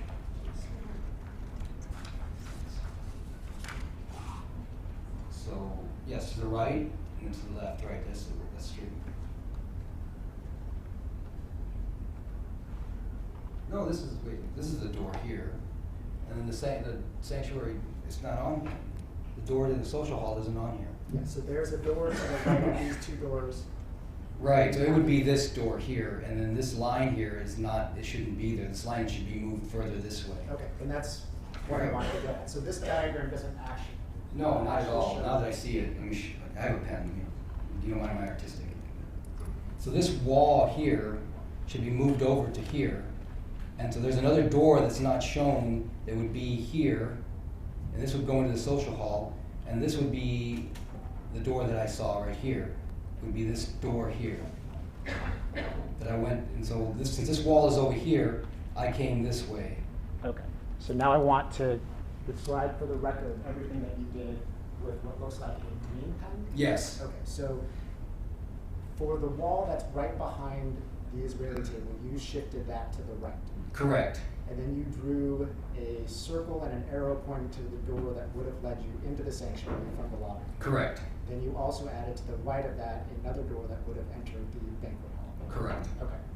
And with those modifications, that would be roughly the layout of the synagogue as it existed on April 27, 2019.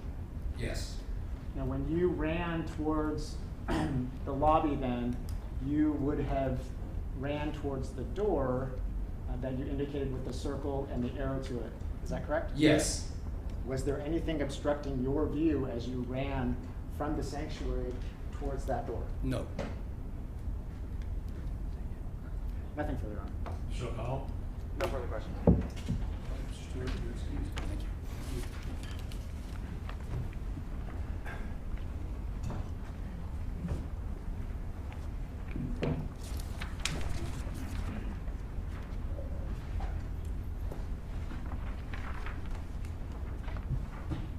At this time, I'd like to read into the record the stipulation. This is stipulation number 1.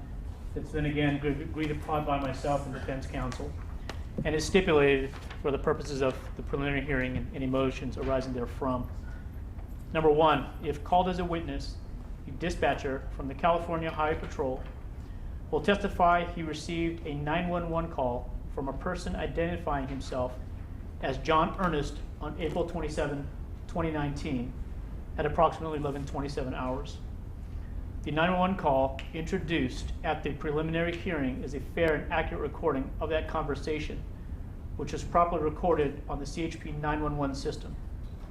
At approximately 11:29 hours, CHP dispatch advised San Diego Sheriff Dispatch of the call and transferred it to a sheriff dispatcher. This sheriff dispatcher, if called as a witness, will testify the caller identified himself as John Ernest, and this portion of the 911 call introduced at the preliminary hearing is also a fair and accurate recording of that conversation, which was properly recorded. Slow down a little bit. Slow down, just it'll help my court reporter a lot. Will do.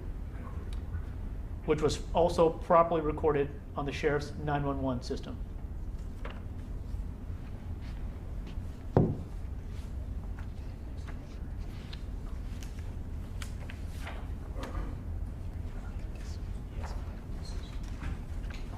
Right, is that stipulation? Yes, and again, just emphasizing, just for the purpose of preliminary hearing, we do stipulate.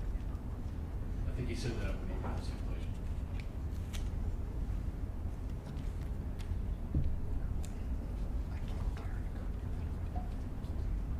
All I've done for the record is I've marked Courts Exhibit 5. It's a envelope containing 2 CDs. It contains a PowerPoint that has the 911 call audio on it, along with a synchronized transcript. And for Courts Exhibit 6, I've marked the actual transcript for that. I'd like to introduce that at this point, and defense counsel has seen and reviewed both of those exhibits. And Mr. O'Connell, do you have any objection to moving those into evidence? No, Your Honor.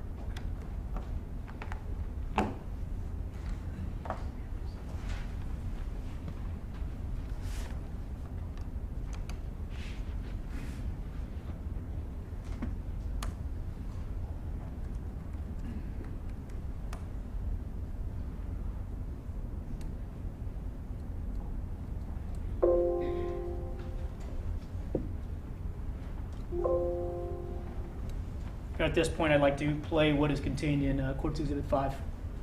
And so the court report does not have to transcribe. If Mr. O'Connell will stipulate that the transcript that is Courts Exhibit 6 be given to Madam Reporter. Thank you.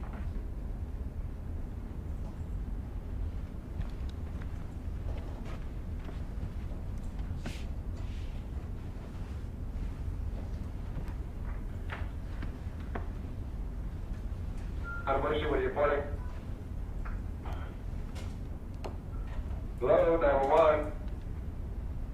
Yeah, I just showed up in synagogue. I'm in my car right now. Are you the suspect? What's that? You said that you what?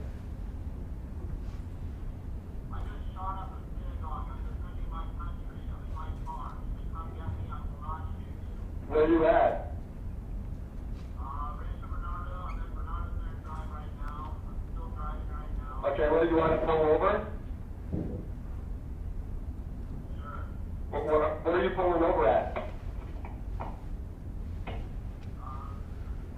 You guys can track my phone, right? Okay, you're calling from 858-999-1461? Yeah. What's your name? John Ernest. John, your last name is Ernest? Yeah. And where are you pulling over at? I can't pull over right now. Where are you at? I'm in Rancho Bernardo. Where at though? Where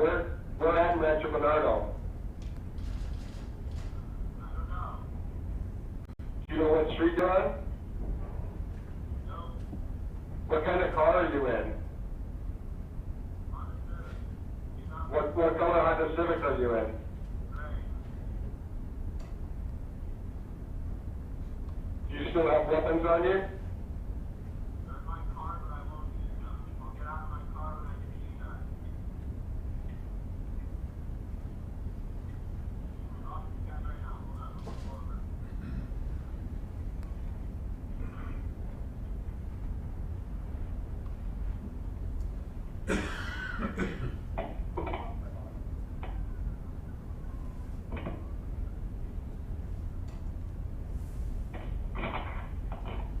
You guys are chopping.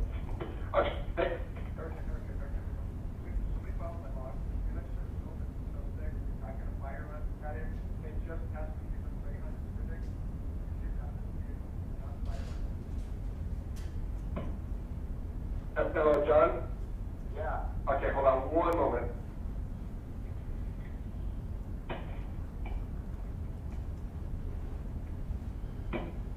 Okay, John, do you know where you're at? Yeah, I'm right by West Bernardo Drive. I'm on Rancho Bernardo Road though. You're on West Bernardo? I'm right by the crossing, yeah.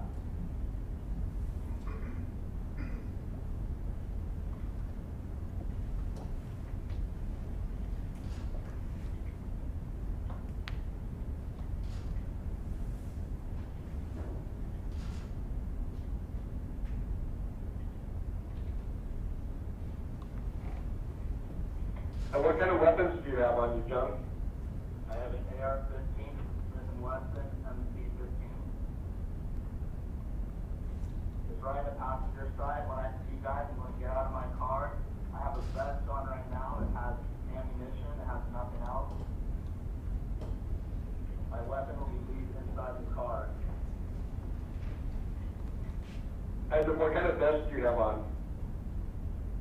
Oh, it's just a chest rig. A what? Hold it. It's a chest rig. Hold ammunition. Are you military? No, I'm not. I'm just trying to defend my nation from the Jewish people. How old are you, John? 19. They're destroying our people. I'm trying to show them that we're not going to go down without a fight. We're not going Okay, John, I'm going to try to get you transferred over to San Diego Sheriff's.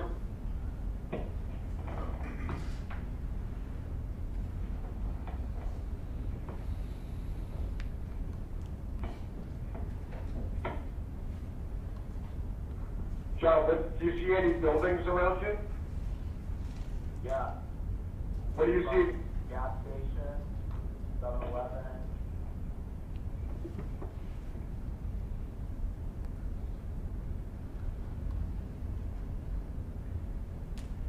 I'm sorry, you're across from where? What kind of gas station? There's a Chevron on one side and 76.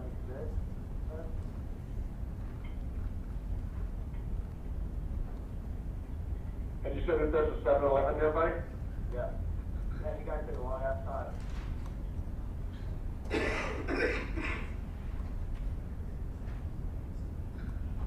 You realize you're fighting the wrong people, right?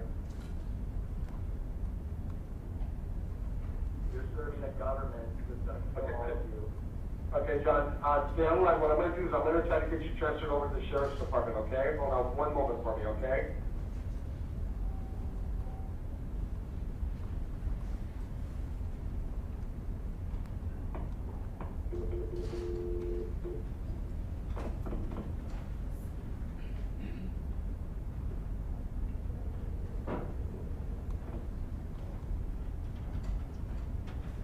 Hey, Steve, Miss Stacy, I have your suspect on the landline of the shots fired. What's the location? John, go ahead and talk. Sheriffs are on the line. There's a crossroads between West Bernardo Drive and I believe Rancho Bernardo Road. Right by a 7-Eleven and a Chevron and a 76.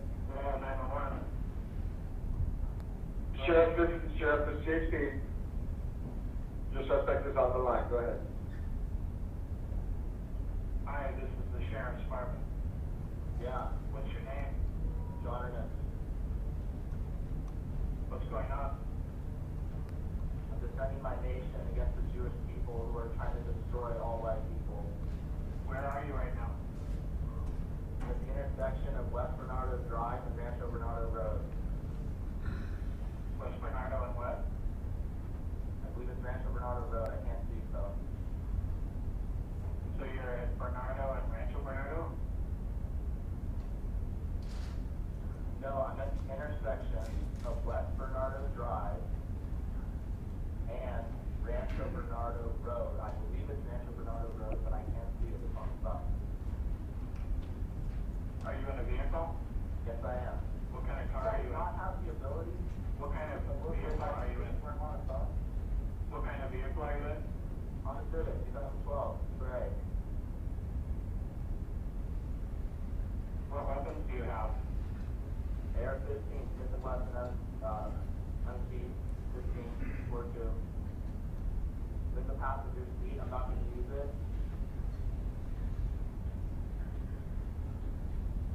Okay, are there any officers with you right now? No, there are not. I'm wearing a chest ring that's carrying ammunition. That is all there is on it.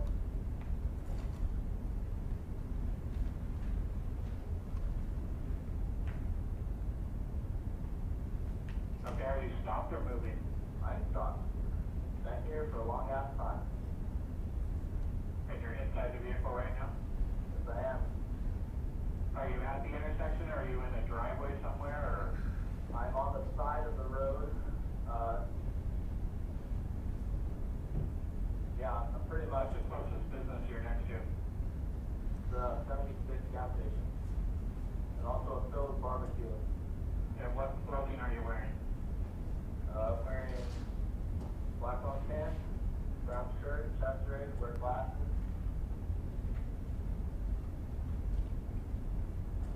Are you wearing a hat? Nope. Brown hair.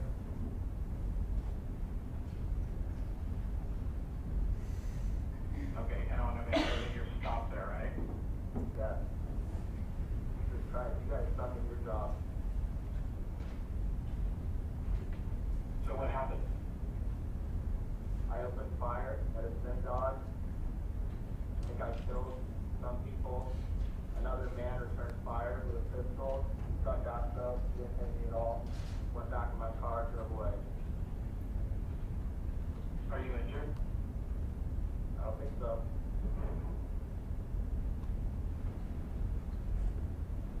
And where exactly are the guns right now? There's only one gun in my passenger seat.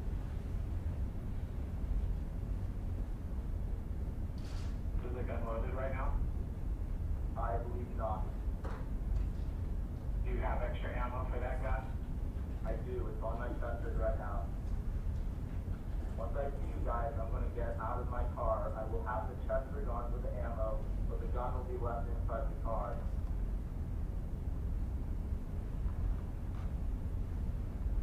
Okay, can you take that chest rig off? I mean, it's pretty hard. I can take the ammo out of it. Why don't you do that?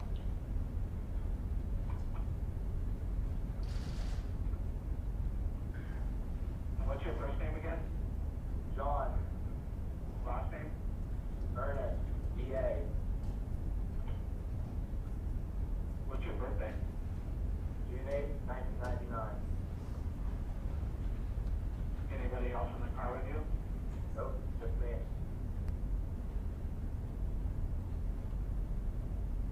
Okay. Why'd you do it? Because the Jewish people are destroying the white race. They have been for a long time and no one's doing anything about it. Something has to be done.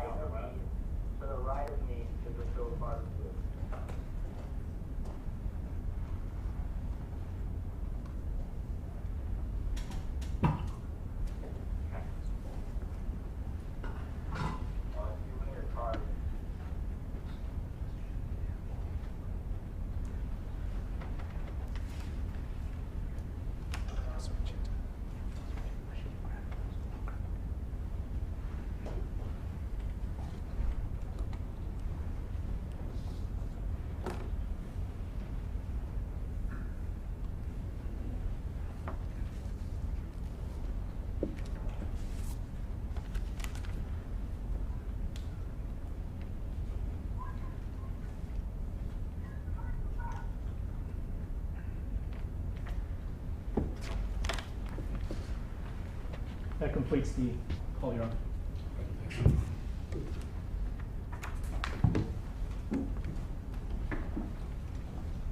Your Honor, the people next call Jonathan Weiss.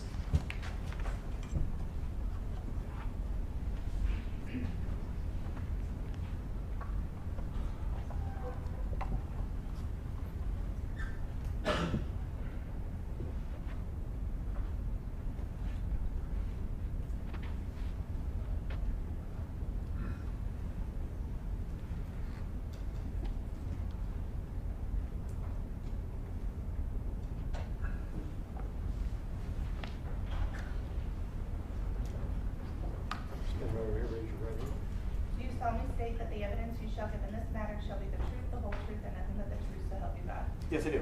Please be seated at the witness stand.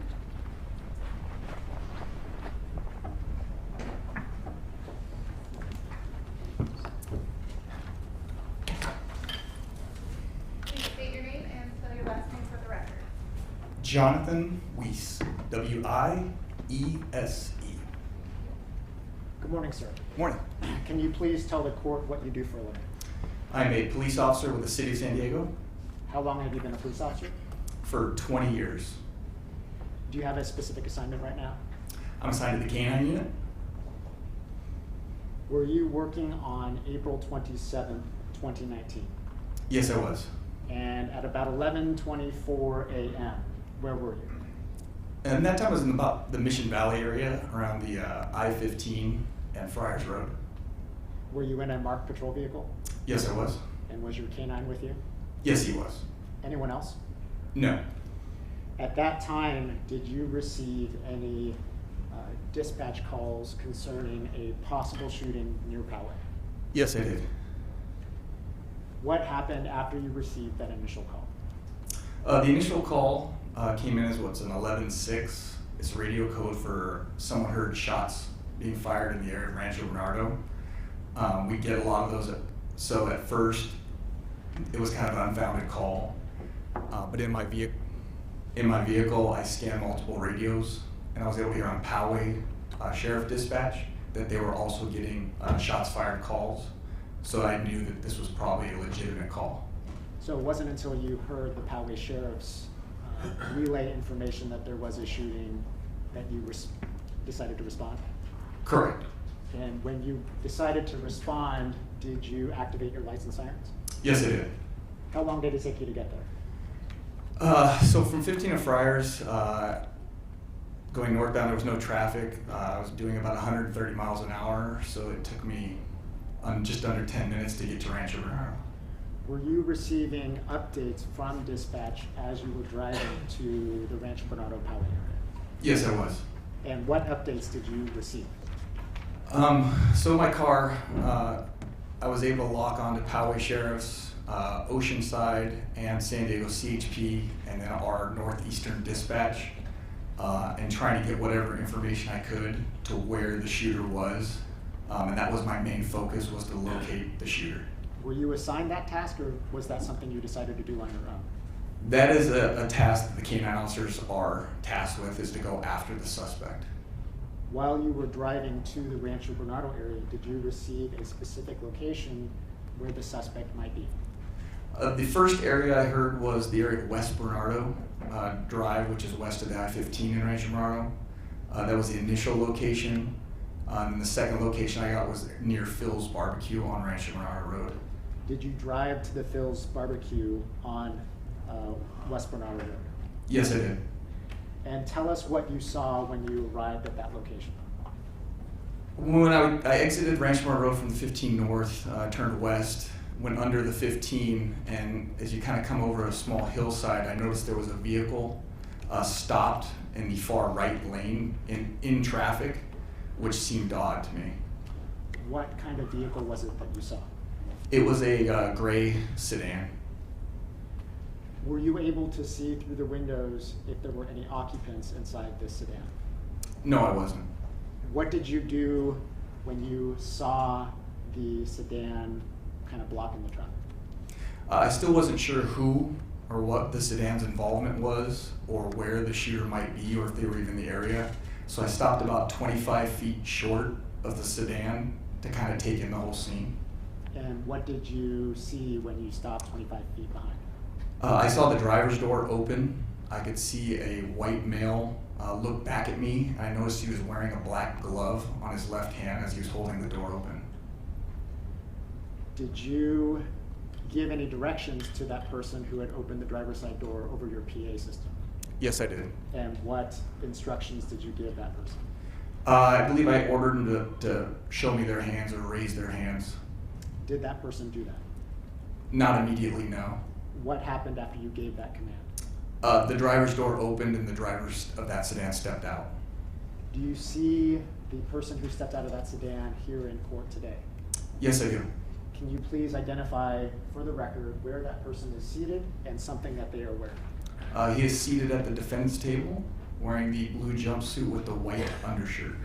The record reflected the witnesses identified the defendant, Mr. Ernest. Thank you. What did the defendant do once he opened the car door?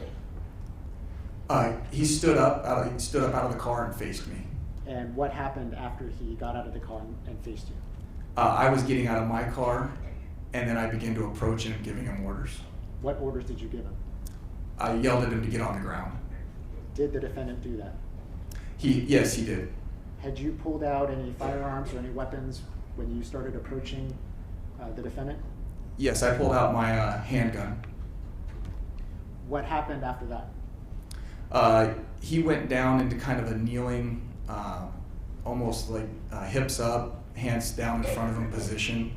Not knowing if anyone was in the car or if anyone was around, I just approached him as quick as I could to take him into custody. And were you able to do that? Yes, I was.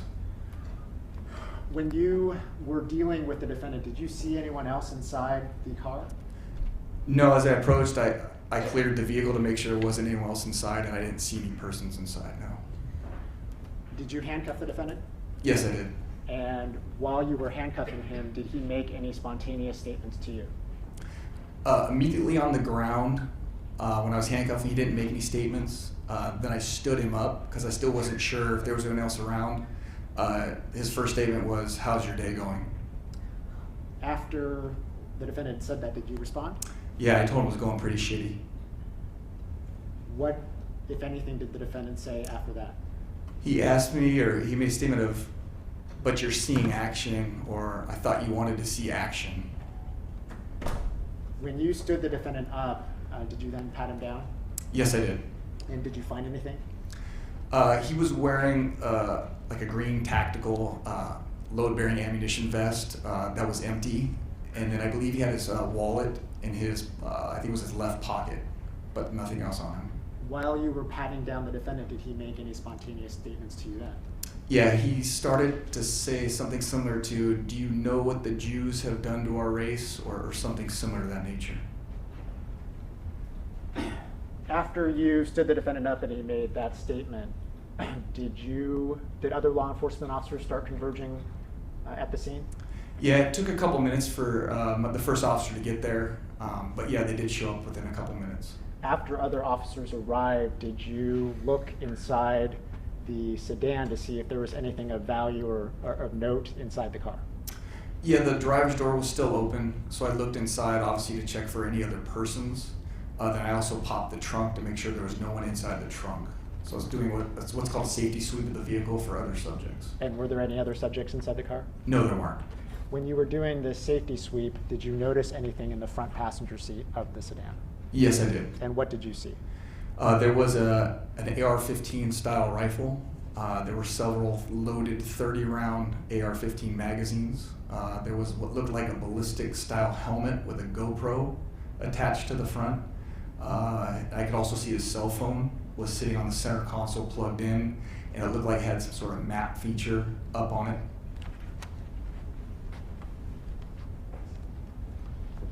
Officer Weiss, I'm going to show you what's been marked as Courts Exhibit 7. It's a 3-page document.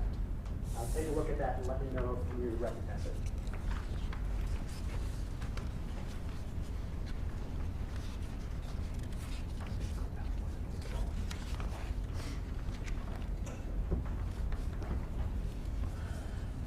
Yes, I do recognize the two photos.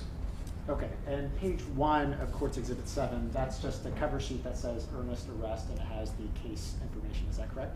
Correct. Okay. Permission to publish, actually, let me back up. Page 2 of Courts Exhibit 7, is that a photograph of the defendant? Yes, it is. And does it fairly and accurately depict how he looked during your contact with him on April 27, 2019? Yes, that's exactly what he was wearing and what he looked like that day. Permission to publish page 2 of Courts Exhibit 7.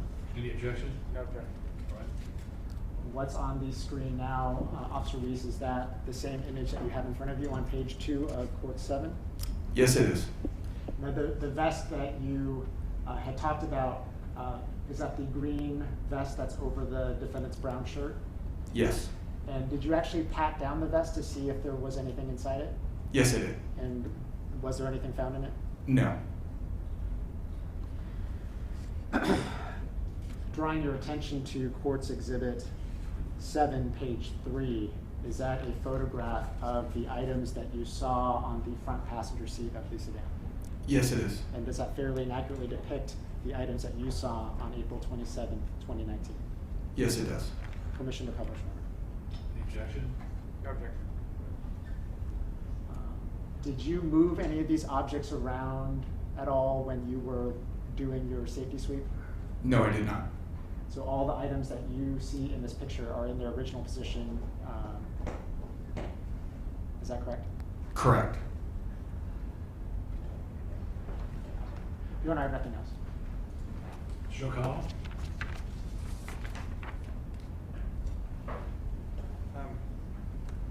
You work for the San Diego Police Department, is that correct? Yes, sir. And when you first heard anything, you were in the Mission Valley area, is that correct? Yes. And you said originally you heard something about shots fired, but you had to verify that before you knew that it was a serious incident, is that right? Correct. And you heard this on the Poway Sheriff's Department's radio, is that correct? Correct. Okay, so I'm just having, why did you decide to respond to this since it was a sheriff incident, not a San Diego Police Department incident? It's a borderline call, meaning it's on the borderline of the county and the city. So we're not 100% sure whether it's going to be in the city or the county. And then also, as a K-9 officer, we're assigned mutual aid, where if we can help an outside agency, we will. Okay. And then I think that question was asked if somebody asked you to go there. You said no, but K-9, or I guess it's part of your duties to respond. Is that right? Correct. So nobody called you and said, hey, officer, you need to report there. You just did that because that's part of your duties. From my recollection, I went on my own, but dispatchers will also automatically ask for us on certain calls, and a shots fired call, they would ask for us. So I don't recall if she asked or the dispatcher asked, or I automatically went without being asked. At that point, how much detail did you have about this shots fired? Not much. Because you responded, you said you went 130 miles an hour, that sounds pretty fast to me. So it sounds like you took it as a pretty important incident you had to report to, is that right? Correct. On the way, though, you said that you were, I think you had listening to several different bands, is that correct? Correct. What were they again? Poway Sheriffs, Right. Oceanside, and San Diego CHP, Okay. and then our San Diego Police Northeastern Division. Okay, so 4 different law enforcement agencies, right? Correct. Okay. And you were getting updates as you were going from those 4 different, is that correct? Yes. And for example, I think you were given 2 different locations at one point about where the suspect was, is that right? Yes. Okay. Were you given any information about the suspect himself as you were approaching? The only thing I remember standing on my mind was a male wearing a black jacket. Did they tell you about how he was going to respond to law enforcement? Did they give you any information about that? No.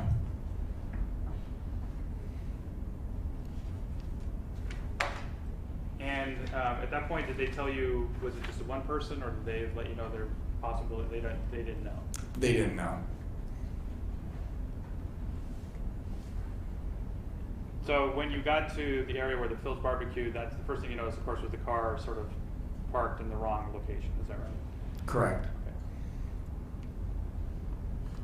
Okay. And you parked about 25 feet away just to kind of get a view of the scene. Is that right? Yes. Because you didn't know if there were other suspects or what was going on. Is that right? Correct. Okay. How long do you think you were there before you noticed something happening in the car in front of you? Seconds. Okay. And you said that the door opened and you saw black gloved hand and you saw the suspect look back at you, is that right? Correct. Did the door then shut again? Yes. Okay.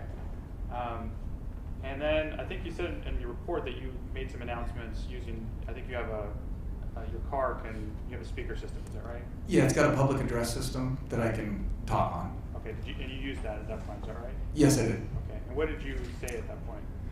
Something to the effect of show me your hands or raise your hands. Let me see your hands, something of that nature. Okay. And then you said you saw the door open up again and he started to get out of the vehicle, is that right? Correct. And you said about simultaneously you started getting out of your vehicle, is that correct? Yes. Okay. You had your firearm, is that right? Yes, I did. Okay. And he got out and was standing facing you, is that right? Yes. Okay. Did he have his hands up, or do you remember at that point? They were down at first, but I think he raised them when I told him to put his hands up or to get on the ground. Okay. And then I think you told him to get on the ground, and that's when he got down on, you described it being on all fours, is that right? Correct. Okay. And then he laid down on the ground, is that right? Yes.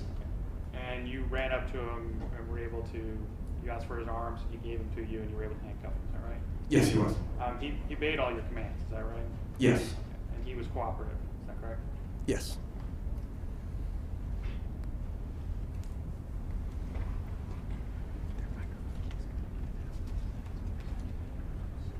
And you stood him up because at this point, you, for example, didn't know how many people might be in the vehicle, is that right?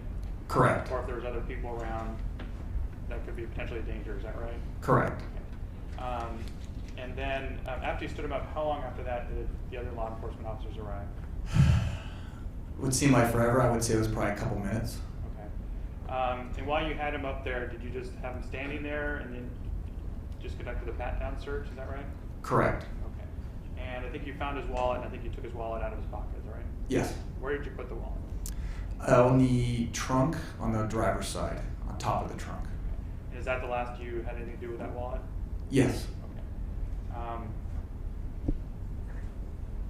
You said that you also did a safety check of the vehicle. Did you do that at that point, or did you wait till the other officers get there? I waited till another officer was there. Okay. So somebody else could come and take responsibility of Mr. Ernest at that point, is that right? Yes, correct. Okay. And what you did is you just looked inside, looked in the back, and you popped the trunk, is that right? Yes. And what you were doing was just looking to see if there was other people there. Correct. After other officers got there, did you have any other responsibilities at that point? No. Okay. Did you remain at the scene? Yes, I did. How long did you remain at the scene? About 5 hours. Okay. So you were there when the other officers got there and when the vehicle was towed and that, is that correct? I'm sorry, what was the last part? You were there and while the other officers were there, and when you saw the vehicle get towed away, etc.? I left before the vehicle was towed. Okay. During that period of time while you were there, did you see anybody search the vehicle? No, I didn't. Did you see what happened with the wallet, for example? No, I didn't. While you were there, did you have any specific duties, or were you just there to, you know, I think you were interviewed at some point, is that right? Correct. But other than that, did you have any specific duties while you were there at the scene? No, I did not.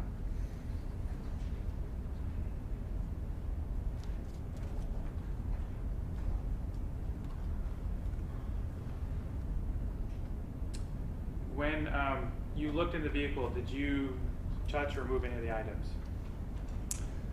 None of the items in the photos. I think there was a bin or something I kind of moved to look behind in the trunk, but nothing in the passenger compartment. Okay. Other than the discussion you mentioned with Mr. Ernest, did you Mirandize him at any point during your discussions with him? No, I did not.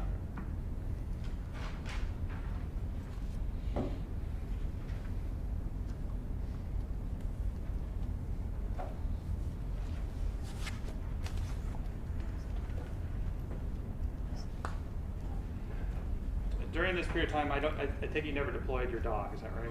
Never asked him to get out and deal with the suspect or anything like that? Correct. He was always in the backseat. Just out of curiosity, what's your dog's name? Gucci. Gucci. That's all. I have nothing further.